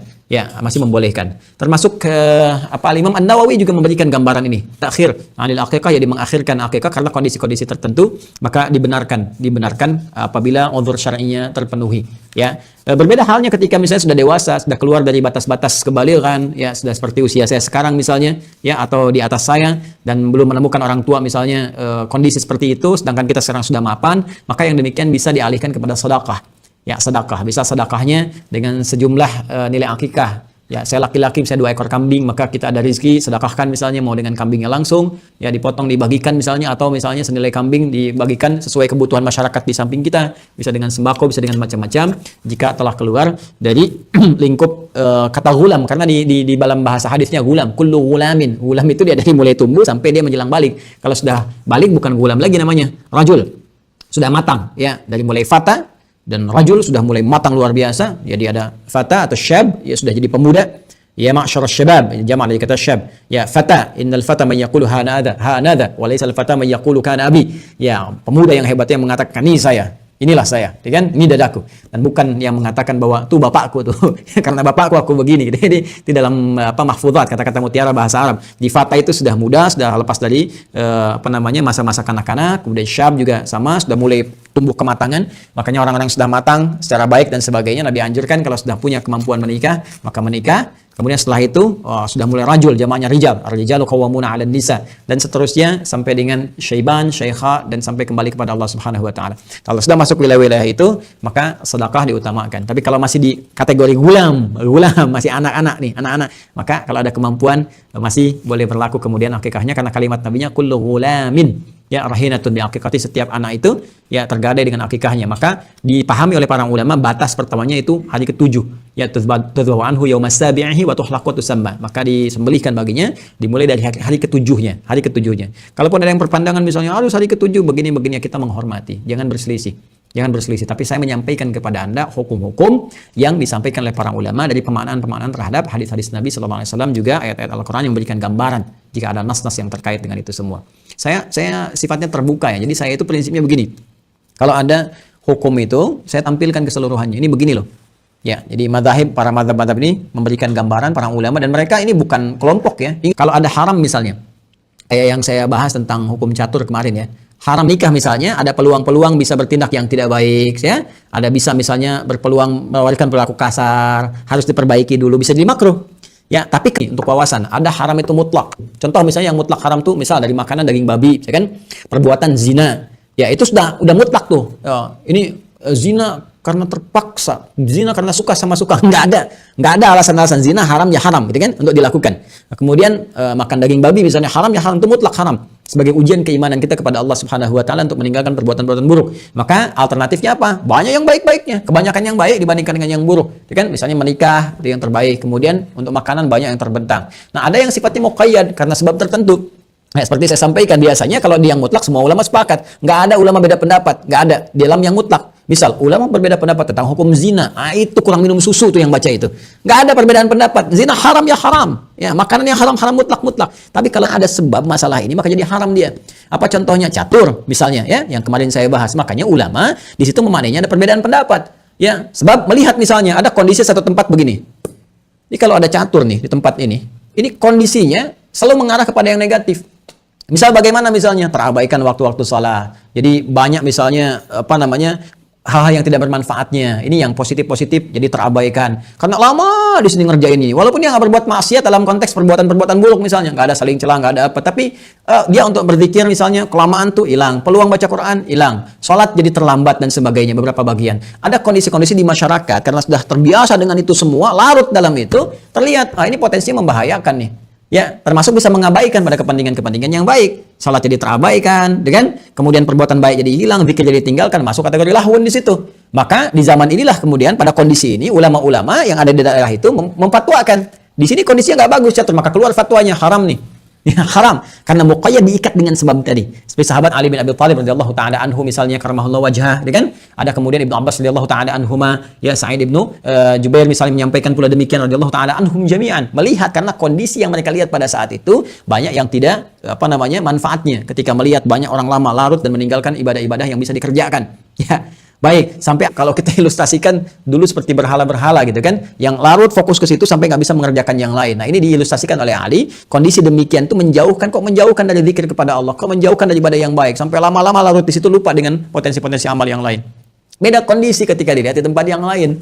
Kondisi-kondisi berbeda. Ada orang berlatih dengan strategi, ada orang yang memang memahami itu hanya untuk melatih bagaimana kecerdasan, melatih bagaimana memetakan pola pikir dan sebagainya. Itu yang dipahami oleh sahabat Abu Hurairah, pahami oleh Ibnu Sirin, ulama-ulama kekinian yang melihat, oh ini ada batasan waktunya, ada konteks olahraganya untuk melatih ketepatan, strategi dan sebagainya. Bahkan ada ulama mengatakan bisa dipraktikkan dalam medan-medan tertentu, ya dalam medan militer dan sebagainya sebagai latihan. Makanya di beberapa bagian di militer itu dipraktikkan untuk melatih kecerdasan, lihat dan di waktu. Ya, makanya saya sering katakan kalau bisa dicepetin kenapa dilama-lamain Joni, gitu kan? Ya, jadi nanti bisa dilihat di situ ada latihan dalam konteks ini karena ilatnya, sebabnya hilang. Karena di usul fikih itu al-hukmu yaduru ma'illati.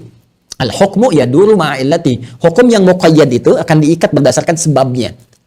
Kalau sebabnya ini hilang, ya sepanjang bukan mutlak tadi, kalau sebabnya hilang, maka hilang pula itu. Ya, tapi kalau hukum, maaf nih, judi misalnya, kan, udah jelas mutlak, mau dibawa di sini, ulama ini tetap haram semuanya, mau dibawa kemanapun, termasuk permainan judi. Ya jangan disamakan dengan permainan lain, atau misalnya olahraga yang lain. Ya bahkan ada sebagian perbuatan yang disebut oleh Nabi bukan lahu, bercanda dengan kawan, dengan keluarga, kemudian melatih kuda, kan? Kemudian melatih nombak, panah. Kalau kita ilustrasikan sekarang sama dengan olahraga menembak misalnya, ya dalam konteks-konteks melatih kesehatan, dan dasarnya disebut dengan kaidah, qawaidul ahkam, qawaidul fiqh. Nanti ada dasarnya pokok disebut dengan usul-usul fiqh. Jadi ada turunan usul fiqh, qawaidul fiqh, nanti melahirkan nanti produk fiqh. Hadis ketika diucapkan dalam suasana apa, di mana Nabi menyampaikan, orangnya siapa saja, itu sampai digali begitu. Ya, nah jadi itu caranya. Jadi penting bagi kita untuk memetakan bagaimana kita melihat secara utuh, sehingga dengan utuh itu pandangannya komprehensif dengan menghormati, ya menghormati pendapat-pendapat lainnya. Jadi kalau ada yang memandang misalnya A dan ada dalil yang terkoneksikan ke situ dengan pemahaman yang bersangkutan, kita hormati, ikut memberikan pandangan-pandangan itu yang bisa berbahaya, Sekira demi Allah taala alam bissawab. Ya. Bismillah. Dari akun Balia 1999. Assalamualaikum Ustaz. Waalaikumsalam warahmatullahi wabarakatuh. Izin bertanya. Baik. Kakak saya punya pacar. Aduh, mulai ini. Mas, baca sini. Mau aja yang baca. Orang nomor 3 dari Instagram. Assalamualaikum Ustaz. Salam. Izin bertanya. Baik. Kakak saya punya pacar. Dan pacar kakak saya sering belikan saya baju, ngasih uang ke saya. Pernah dibelikan Quran juga. Pertanyaan saya, la taqrabu zina. La taqrabu zina. Terus apa kaitan dengan hadiah? Jadi iya ya, benar ya. Oh iya. Jadinya sih ya. Nah, ini kita bahas dulu rangkaian hukumnya ya. Nah, tidak boleh kita langsung menjawab begini begitu tanpa tahu rangkaian hukumnya. Paham? Kalau sudah paham, kenapa saya bahas? Kita bahas dulu ya. Bismillah. Baik, jazakallah khair. Besok-besok nanti saya minta admin baca, kita jawab ya. Terus nanti kalau sudah berjalan, saya baca, saya koreksi dulu ya. Kenapa harus pacaran? Apa itu pacar? Ya. Asal pacar itu sebetulnya kan yang ditandai ini di kuku ini. Ya kan? Kayak ada daun pacar kan? Ya, daun pacar, bukan daun punya teman baik saya, bukan. Ya, ini kan ditandain sampai nanti ada berwarna kan? Ya, warnanya kalau nggak salah oranye sampai merah ya. Ya, kurang lebih ya. Itu ada kisahnya sebetulnya dulu di zaman-zaman orang tua dulu. Jadi kalau ada seorang yang suka nih, ya laki-laki misalnya, sudah mulai ada rasa suka, senang pada seorang gadis misalnya kan, tempat tertentu. Maka di kampung kita nih, di konteks Nusantara di Melayu, maka orang ini akan datang. Nah, dia akan datang ke depan rumahnya, itu kayak mau ngasih pantun gitu ya, di adat tradisi kita dulu itu ngasih pantun, yang disampaikan pantun itu maksud kehendak, punya rasa suka kepada orang tuanya nih, disampaikan pada keluarganya. Nah, nanti ayahnya ngasih balasan, kalau disetujui pada saat itu ya, maka terjadi kemudian lamaran, maka anak itu dipacari, naik beca berdua seakan beca milik berdua, seorang lain nggak ada termasuk si emangnya, bukan begitu ya, dikasih ini daun pacar ya, dipacari, dikasih daun pacar, di sini ditandai bahwa dia telah dikhitbah oleh orang tadi. Nanti selama 40 hari dibimbing oleh ibunya, ya diberikan bimbingan jadi istri yang baik, begini dan sebagainya, tugas-tugas ikhtiar jadi suami yang baik, mulai memantapkan di pekerjaannya, mengumpulkan nabung dan sebagainya, sampai tanggal disepakati terjadilah pernikahan itu. Nah, proses dia daun pacari itu selama 40 hari menunggu, maka disebutlah mereka sedang pacaran. Sedang pacaran itu sedang disiapkan kepada ibunya, si anak laki-lakinya berusaha untuk mencari kematangan diri sebelum berumah tangga. Itu awalnya Joni. Ya, jadi bukan, mohon maaf ini ya, hal-hal yang diindikasikan bisa, mohon maaf, melanggar ketentuan-ketentuan syariat misalnya pada aspek yang belum dihalalkan. Ya, kalau masalah kirim-kirim saja nggak ada masalah ya. Kalau perlu kirim yang banyak misalnya ya, tapi itu pun tidak menjadikan kiriman yang diberikan menjadikan Anda taat kepada, mohon maaf ya, dalam konteks nih laki-laki dimaksud atau Anda sebut pacar Anda melebihi ketaatan Anda pada orang tua. Itu yang nggak boleh. Hati-hati. Sekali lagi, hati-hati. Ya, hati-hati, harus pakai hati. Ingat, ibu yang melahirkan Anda, merawat Anda, menyayangi Anda, ayah yang memberikan nafkah kepada Anda, sampai ada teleponan pun pulsanya masih dibayarin, kan? Sama orang tua dan sebagainya. Dirawat dari kecil, pakai hati. Pahami. Ya, jadi kalau ada memberikan kepada Anda, misalnya Al-Quran diberikan, alhamdulillah, diterima, ya, baju diberikan sepanjang tidak membuka aurat, diterima dan sebagainya, tapi jangan dijadikan itu sebagai potensi meluluhkan hati Anda.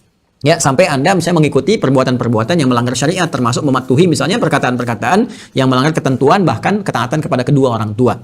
Ya, sayang, ayo yuk, aku kan kemarin udah berikan Quran, yuk kita ke taklim yuk. Ya, taklim, tapi pakai motor berdua. Nah, itu persoalannya. bilang pada dia, taklim boleh, kamu jalan aja nanti duluan, aku juga di bagian akhwat, aku nggak mau naik motor berdua begitu, nanti aja kalau sudah punya BPKB.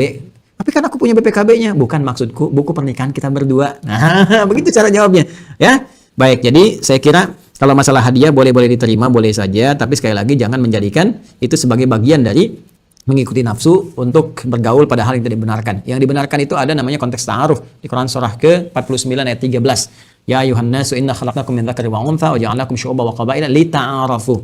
Ya, ta'aruf ini sering dicitrakan negatif nih ya. Ta'aruf nih apa media-media tertentu ya nyorotin dan sebagainya. Ada orang yang kurang maksimal ta'aruf disebut karena ta'aruf gagal pernikahan. Ini kok ta'arufnya? Ya, mungkin nggak diimplementasikan dengan baik. Ta'arafa ya ta'arafu ta'arufan. Ya, dari kata arafa mengetahui dengan baik, pakai ta dengan alif menunjukkan makna saling. Saling mengenal dengan baik. Apa yang dikenal dengan baik? 4 bagian utama, ke laki-laki jadi 5. Di antaranya apa? Tunkahul mar'atu li arba'in. Perempuan tuh kalau mau dinikahi termasuk laki-laki kenali 4 hal. 4 hal yang paling pokok. Ya, satu apa misalnya linasabiha, di antara yang penting nasabnya, latar belakangnya. Siapa ini gali? Anda bisa cari kan. Ini anak siapa, dari mana, kaitannya apa, jangan-jangan nanti satu nasab. Tahu-tahu udah menikah ternyata nasab dari perkalian air susu ibu misalnya beradha'ah. Bisa terjadi, pernah terjadi begitu. Ya, dan sebagainya. Lihat di mahramnya, latar belakangnya. Lalu lihat misalnya kufunya, ya kemampuan, kesetaraan dalam hal-hal misalnya dari pendidikan supaya nggak canggung dan sebagainya, gitu kan? Hal-hal yang bisa menyatakan visi kembali kepada akhirat dengan baik, gitu kan? Kemudian ada lagi nanti limaliha, karena keadaan hartanya. Harta ini bisa diposisikan banyak hal. Yang kedua kemampuan untuk itu menikah, ya dengan keadaan bagaimana perempuan itu nanti bisa mengelola harta. Misal Anda kesanggupannya dapat 5 juta ya per hari, per bulan, per hari. Ya ada alhamdulillah. Ada yang 5 juta per bulan, tapi misalnya calon Anda ini zakat malnya saja 10 juta per bulan. Itu bisa repot. Ya, belum bagian paras, belum bagian ini itu. Ini repot nih yang seperti ini. Maka cari. Nah, kalau Anda tetap ingin dengan yang itu, perbaiki, sampaikan jalurnya, berikan nasihat-nasihat yang baik lewat guru-guru yang baik sampai mengerti, sampai paham dari pelajaran itu, sampai siap menikah dengan baik. Ya. Kemudian li jamaliha misalnya, ya karena keindahannya, ya ada yang mengartikan fisikal, ya maksudnya tampan ataupun cantik, ya di sini untuk keturunan yang baik dan juga nyaman dalam memandang dan sebagainya. Walaupun orang mengatakan ya ganteng itu relatif, jelek itu mutlak, gitu ya. Tapi ada yang demikian, tapi kita bisa melihat dengan isi hati kita. Berbeda cara pandang kita seperti itu, karena itu ukuran keempat, ya, itu yang lebih baik. Lidiniha, karena agama. Jadi biasanya yang keempat itu bukan ditempatkan di urutan keempat dengan porsi lebih duluan yang tadi, tidak, atau lebih utama yang tadi, bukan. Karena kan kalau dalam perlombaan itu Anda sebutkan kan harapan 1, juara 3, juara 2, juara 1, kan? Nah ini intinya. Lidiniha, karena agamanya. Ya, kalau Anda temui agamanya bagus, fadfar bidzatid dini taribat yadak. Maka ini kalau sudah menemukan yang agamanya luar biasa, dekat dengan Allah, Masya Allah. Dengan Allah saja dia dekat. Allah Maha Pemberi rezeki, Allah Maha Pemberi pengetahuan, Allah Maha segalanya. Dia dekat dengan Allah, maka relasi yang sangat dekat dengan Allah memberikan peluang tak terbatas kepada Anda. Fadfar bidzatid dini taribat yadak. Maka ambil nih. Ini peluang baik-baik, jangan dilepaskan. Ya, makanya banyak ulama itu mendidik, ada kadang dia murid-muridnya diseleksi tuh. Wah, ada pernah kisah lah banyak yang cerita ya, kepada gurunya, saya mimpi begini, dilihat gurunya ini orang bagus, orang hebat. Kamu saya nikahkan dengan saya saat ini juga. Kan? Ada yang begitu, ada yang Umar bin Khattab tiba-tiba lewat kan. Ya, kemudian malam-malam inspeksi itu belusukan malam-malam hari. Ini kisah sangat populer sekali. Ya, kemudian satu kali lewat dalam satu rumah ya di luar gitu kan, lewat begini terdengar. Ya, ada ibunya biasa jualan susu, air susu, kata ibunya oplos saja dengan air. Kata anaknya, jangan mama, ini nggak bagus. Bukankah Khalifah Umar sudah menyampaikan instruksi jangan pernah mencampur apapun dengan yang jelek. Murni, berikan murni. Kata ibunya, Umar kan nggak akan tahu. Ya ini kan kita kerjakan malam hari ini, besok kita jual orang nggak akan tahu. Tapi anaknya menjawab dengan sangat indah. Tapi bagaimana dengan Allah yang mengetahui kita semua? Allah Maha tahu mah. Ya, Allah menjamin rezeki kita kalau dalam bahasa kita ya. Kita sudah kerjakan saja, Allah menjamin rezeki kita itu. Allah Maha tahu. Umar langsung tertegun dengan kalimat itu, langsung kembali kepada keluarganya, dia kumpulkan anak laki-lakinya, dia katakan siapa yang diantara kalian sudah siap menikah saat ini. Ya, maka Masya Allah, satu sudah menikah, dua sudah menikah, yang ketiga belum menikah. Dia katakan, ayah saya siap menikah, aku sudah temukan perempuan yang sangat baik, dekat dengan Allah, aku siap nikahkan kalau engkau siap. Besoknya dinikahkan tuh dengan anak khalifah. Lalu apa yang terjadi? Dari pernikahan itu punya anak, anaknya punya anak lagi, dari situ keturunannya melahirkan Umar bin Abdul Aziz. Umar bin Abdul Aziz, dari peristiwa tadi. Ya, makanya jangan dianggap ringan dalam sisi agama itu. Kalau bukan nanti anaknya, cucunya mungkin yang jadi ahli Al-Quran, gitu kan? Jadi ahli hadis dan sebagainya. Allah Maha Kuasa untuk mengerjakan segala halnya. Boleh jadi ada ibu yang saleh, ibu yang berdoa kepada Allah, sholat di keheningan malam dan sebagainya. Tapi dia belum hafal Al-Quran, belum hafal banyak hadis, tapi dia berdoa mohon kebaikan. Mungkin dari anaknya, sebagian anaknya akan menjadi saleh, gitu kan? Atau dari anaknya melahirkan cucunya yang sangat luar biasa. Dan semoga Allah berikan kemuliaan-kemuliaan. Imran dengan Hanna orang biasa, bukan nabi, bukan rasul, ya, tapi melahirkan Maryam. Maryam luar biasa diabadikan dalam Al-Quran surah ke-19. Dari situ anak cucunya lahirnya Isa alaihissalam, jadi nabi, jadi rasul, jadi mulia dan sebagainya. Ya, jadi saya kira hal-hal demikian yang harus diutamakan. Saran saya sih jangan berlebihan dalam berhubungan, cukup diketahui yang 4 tadi, kesiapannya dan sebagainya, jangan lama-lama. Setelah itu ya lakukan pernikahan dengan baik dan mudah-mudahan diridhai oleh Allah Subhanahu wa taala. Saya kira itu ya. Mungkin terakhir ya, supaya diwitirkan 5. Saya ambil dari Instagram saja sebagai penutup. Dari akun Ikram As-Siddiq.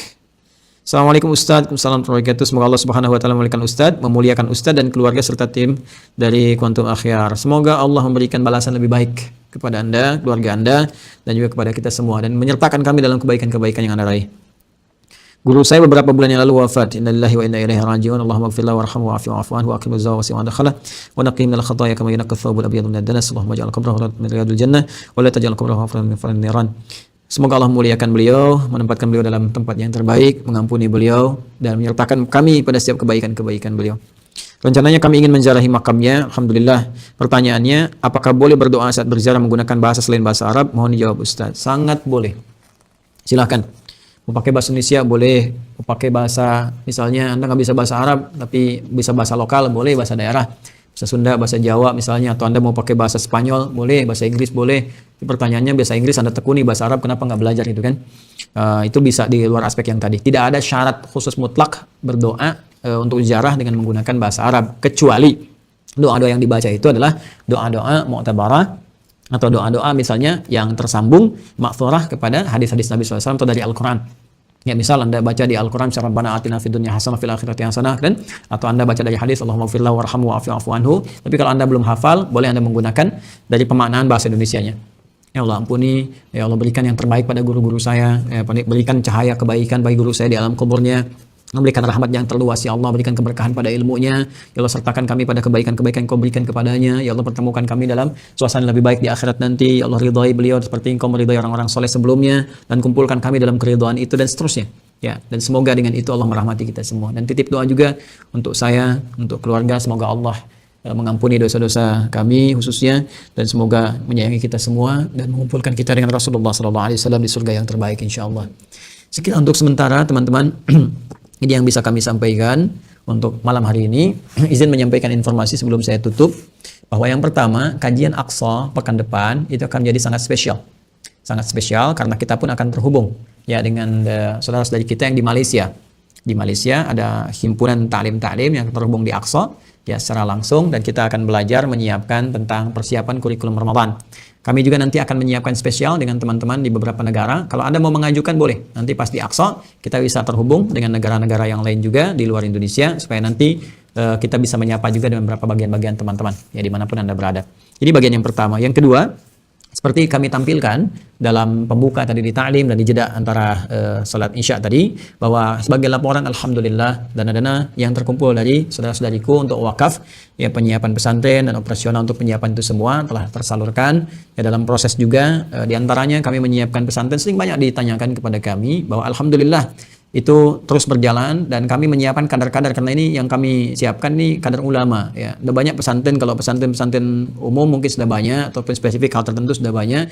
Jadi kami mengambil apa yang kira-kira belum maksimal atau belum ada, atau bahkan sudah ada tapi kiranya kita bisa maksimalkan ya, yaitu khusus menyiapkan kadar-kadar ulama ya. Jadi kita ambil dari tingkat yang dari KB, bahkan persiapan KB ke TK ke SD yang akan beri nama dengan AIS, Akhyar International Islamic School. Ya, jadi di situ kita sudah siapkan betul kurikulumnya, yang kita ambil dari Al-Quran langsung, dari hadis sesuai dengan usia anak-anaknya, kemudian perkembangannya, lalu kita combine dengan pendidikan nasionalnya, Diknasnya, supaya dapat juga kurikulum umumnya, nasionalnya, standarnya, tapi kita isi dengan nilai Al-Quran di dalamnya. Kemudian sampai dengan SD selesai, insya Allah untuk Qurannya kita targetkan 30 juz, nanti ada wisuda insya Allah, mudah-mudahan bisa dilakukan di Mekah, di Madinah. Kemudian naik nanti ke level Tsanawiyah aliyahnya. Kalau di luar itu ada dia Tsanawiyah, setingkat SMP SMA-nya. Kami juga sudah siapkan lahan di dalam proses, nanti akan ada mudah-mudahan masuk ke tahap pembangunan masjid, jadi kita siapkan. Nah, untuk yang SD alhamdulillah sekarang sudah di tingkat kelas 2 mau ke kelas 3. Jadi kita bertahap tadi. dan kami sudah sampaikan tadi dalam pembuka ya, ada lahan yang sudah kami siapkan sedang dalam proses pembangunan. Berkenan teman-teman bisa bergabung kembali bersinergi investasi, ada kurang lebih 7 miliar yang kita sedang siapkan, mudah-mudahan terpenuhi, mudah-mudahan juga bisa kita maksimalkan, dan sudah kita sampaikan juga rekeningnya langsung. Lalu nanti yang untuk lahan tsanawiyah ya, untuk itu sudah kita maksimalkan ya, ini adalah proses yang sedang kita lakukan, mudah-mudahan dalam 1-2 hari sudah selesai, kemudian kita siap ke masjid, bangun masjid, jadi nanti berurutan. Nah, ini investasinya sampai ke tingkat aliyah saja, setara dengan SMA untuk di Indonesia. Jadi setelah di situ kita alhamdulillah menjalin kerjasama dengan beberapa kampus di Timur Tengah, berjalan sampai saat ini ya dengan Al-Azhar. Alhamdulillah kita sudah komunikasi sangat intens, bahkan nanti dalam beberapa waktu ke depan saya pun ada direncanakan kunjungan nanti ke Al-Azhar Syarif. Ada juga sudah ada berita dari sana berkenaan dari Syekhul Azhar. Jadi kita nanti akan membicarakan juga beberapa bagian yang kita bisa maksimalkan. Nanti ada juga kita coba untuk ke Madinah, Ummul Qura, kemudian juga nanti di Libya kuliah dakwah Islamiyah, di Turki beberapa. Jadi nanti kami rencanakan insyaallah program kuliahnya bisa kita arahkan ke gratis S1, S2 sampai S3, dan nanti bisa mengisi pos-pos khususnya di pos-pos yang terkait dengan kebutuhan masyarakat untuk fatwa-fatwa misalnya di MUI kan, yang membutuhkan tingkat tinggi ya dari para ulama-ulama kita untuk ke depan. Demikian pengabdian di masyarakat, dan juga nanti ada yang mungkin bakatnya ke umum kita akan salurkan juga. Saya sudah berbicara dengan beberapa teman-teman di jaringan Ikatan Ilmuwan Indonesia Internasional ya, ada beberapa yang sudah saya sondingkan dan sebagian juga menyanggupi. Mudah-mudahan nanti bisa baik dan kembali ke Indonesia membangun. Ada insinyur yang hafal Quran, Masya Allah, ada ilmuwan yang hafal Quran, dokter yang hafal Quran dan sebagainya. Mudah-mudahan memberikan kontribusi positif dan terbaik untuk bangsa kita. Saya sering katakan bangsa ini bangsa hebat, bangsa maju, ini perlu orang-orang hebat. Ya, nggak mungkin tampak kehebatan kemakmuran bangsa kita kecuali hadirnya orang-orang hebat yang mau membangun dan meniatkan sebagai ibadah, sehingga tulus ikhlas dalam membangun, ya bukan hal-hal duniawi yang diperebutkan sehingga tidak banyak menampilkan maslahat-maslahat dalam kehidupan. Ya, kemudian yang ketiga, yang tidak kalah penting teman-teman sekalian, ini sebelum Ramadan saya tegaskan kepada kawan-kawan bahwa kita akan maksimalkan ini. Saya sudah petakan dan sudah dikumpulkan satu rumah, satu tempat full semua tuh. Ya alhamdulillah ini terkumpul, nanti ada 10.000 yang kita siapkan. Beberapa nanti sudah kita siap bagi, beberapa sudah dikirimkan. Ya sudah ada dikirimkan. Teman-teman kalau butuh cepat, tinggal Anda masuk aja quantumakhir.com, kemudian ke ALC, nanti ada yang untuk paket Al-Qur'an. Ya, ini gratis, tidak ada biaya, ya. Nanti ini sudah gratis dikirimkan ke teman-teman. Saya juga kita akan coba mungkin besok saya tanya untuk di drop ya beberapa tempat yang sudah siap sehingga bisa mengambil tanpa ongkos kirim lagi. Ya, biar nanti kita pikirkan bagaimana untuk pengirimannya. Dan berita baiknya nanti insya Allah pekan depan saya akan umumkan. Jadi begitu nanti masuk kurikulum Ramadan, saya juga sudah siapkan buku. Ya, nanti ada buku catatannya spesial Ramadan, ada buku panduannya dan sebagainya, itu bisa dioptimalkan. Nanti saya umumkan mudah-mudahan pekan depan ketika sudah ada, karena nanti banyak pertanyaan-pertanyaan sulit diakomodir. Ya, yang terakhir untuk peserta STUAH. Ya, peserta STUAH dan boleh juga umum mengikuti ini. Saya akan berikan bagian akhir sebelum Ramadan materi yang spesial untuk bagaimana memanfaatkan Ramadan khusus untuk menghafal Al-Quran. Dan mudah-mudahan dengan itu bisa 30 juz kita sempurnakan saat Ramadan. Jadi nanti ada uraian paparan bagaimana cepat menghafal untuk di bulan Ramadan, spesial untuk hafalan Al-Quran. Jadi saya minta Anda semangat, kumpulkan bekal yang terbaik di Sya'ban. Mudah-mudahan nanti kalau enggak di tanggal 8 ya, tanggal 8 di malam Jumat, atau nanti ambil waktu di luar Aqsa. Ya, nanti insya Allah puasanya akan kompak bersamaan tahun ini, ya, dalam penghitungan hisab, yaitu tanggal 1 Ramadan 1442 Hijrah bersamaan dengan 13 April. Nanti saya terangkan spesial ya hitungannya seperti apa gitu kan, termasuk nanti konjungsinya, ijtima'nya dan sebagainya, sehingga dengan itu bisa kita manfaatkan dan siapkan lebih baik. Saya kira itu yang kami sampaikan kesempatan malam hari ini. Mohon maaf atas segala hal-hal yang dirasakan kurang berkenan. Semoga Allah memuliakan kita semua. Terima kasih atas perhatiannya. Saling berbuat baik, ya, saling berkontribusi kebaikan dan menjauhi hal-hal yang tidak disukai oleh Allah Subhanahu wa taala. Allahumma taqabbal minna innaka antas sami'ul alim wa tub 'alaina innaka antat tawwabur rahim. Allahumma ya Allah 'allimna ma yanfa'una wa fahimna ya Allah ma ta'allamna. Allahumma hdina ya Allah na'mala ma fahimna bih. Rabbana ij'alna min ahli al-Qur'an waj'alna al-Qur'ana sahiban lana fid dunya wa syafi'an lana fil akhirati ya arhamar rahimin. Rabbana atina fid dunya hasanah wa fil akhirati hasanah wa qina adzaban nar. Bi fadlika subhana rabbika rabbil izzati amma yasifun wa salamun alal mursalin wa akhiru da'wana subhanakallahumma bihamdika asyhadu an la ilaha illa anta astaghfiruka wa atubu ilaik walhamdulillahi rabbil alamin. Assalamualaikum warahmatullahi wabarakatuh.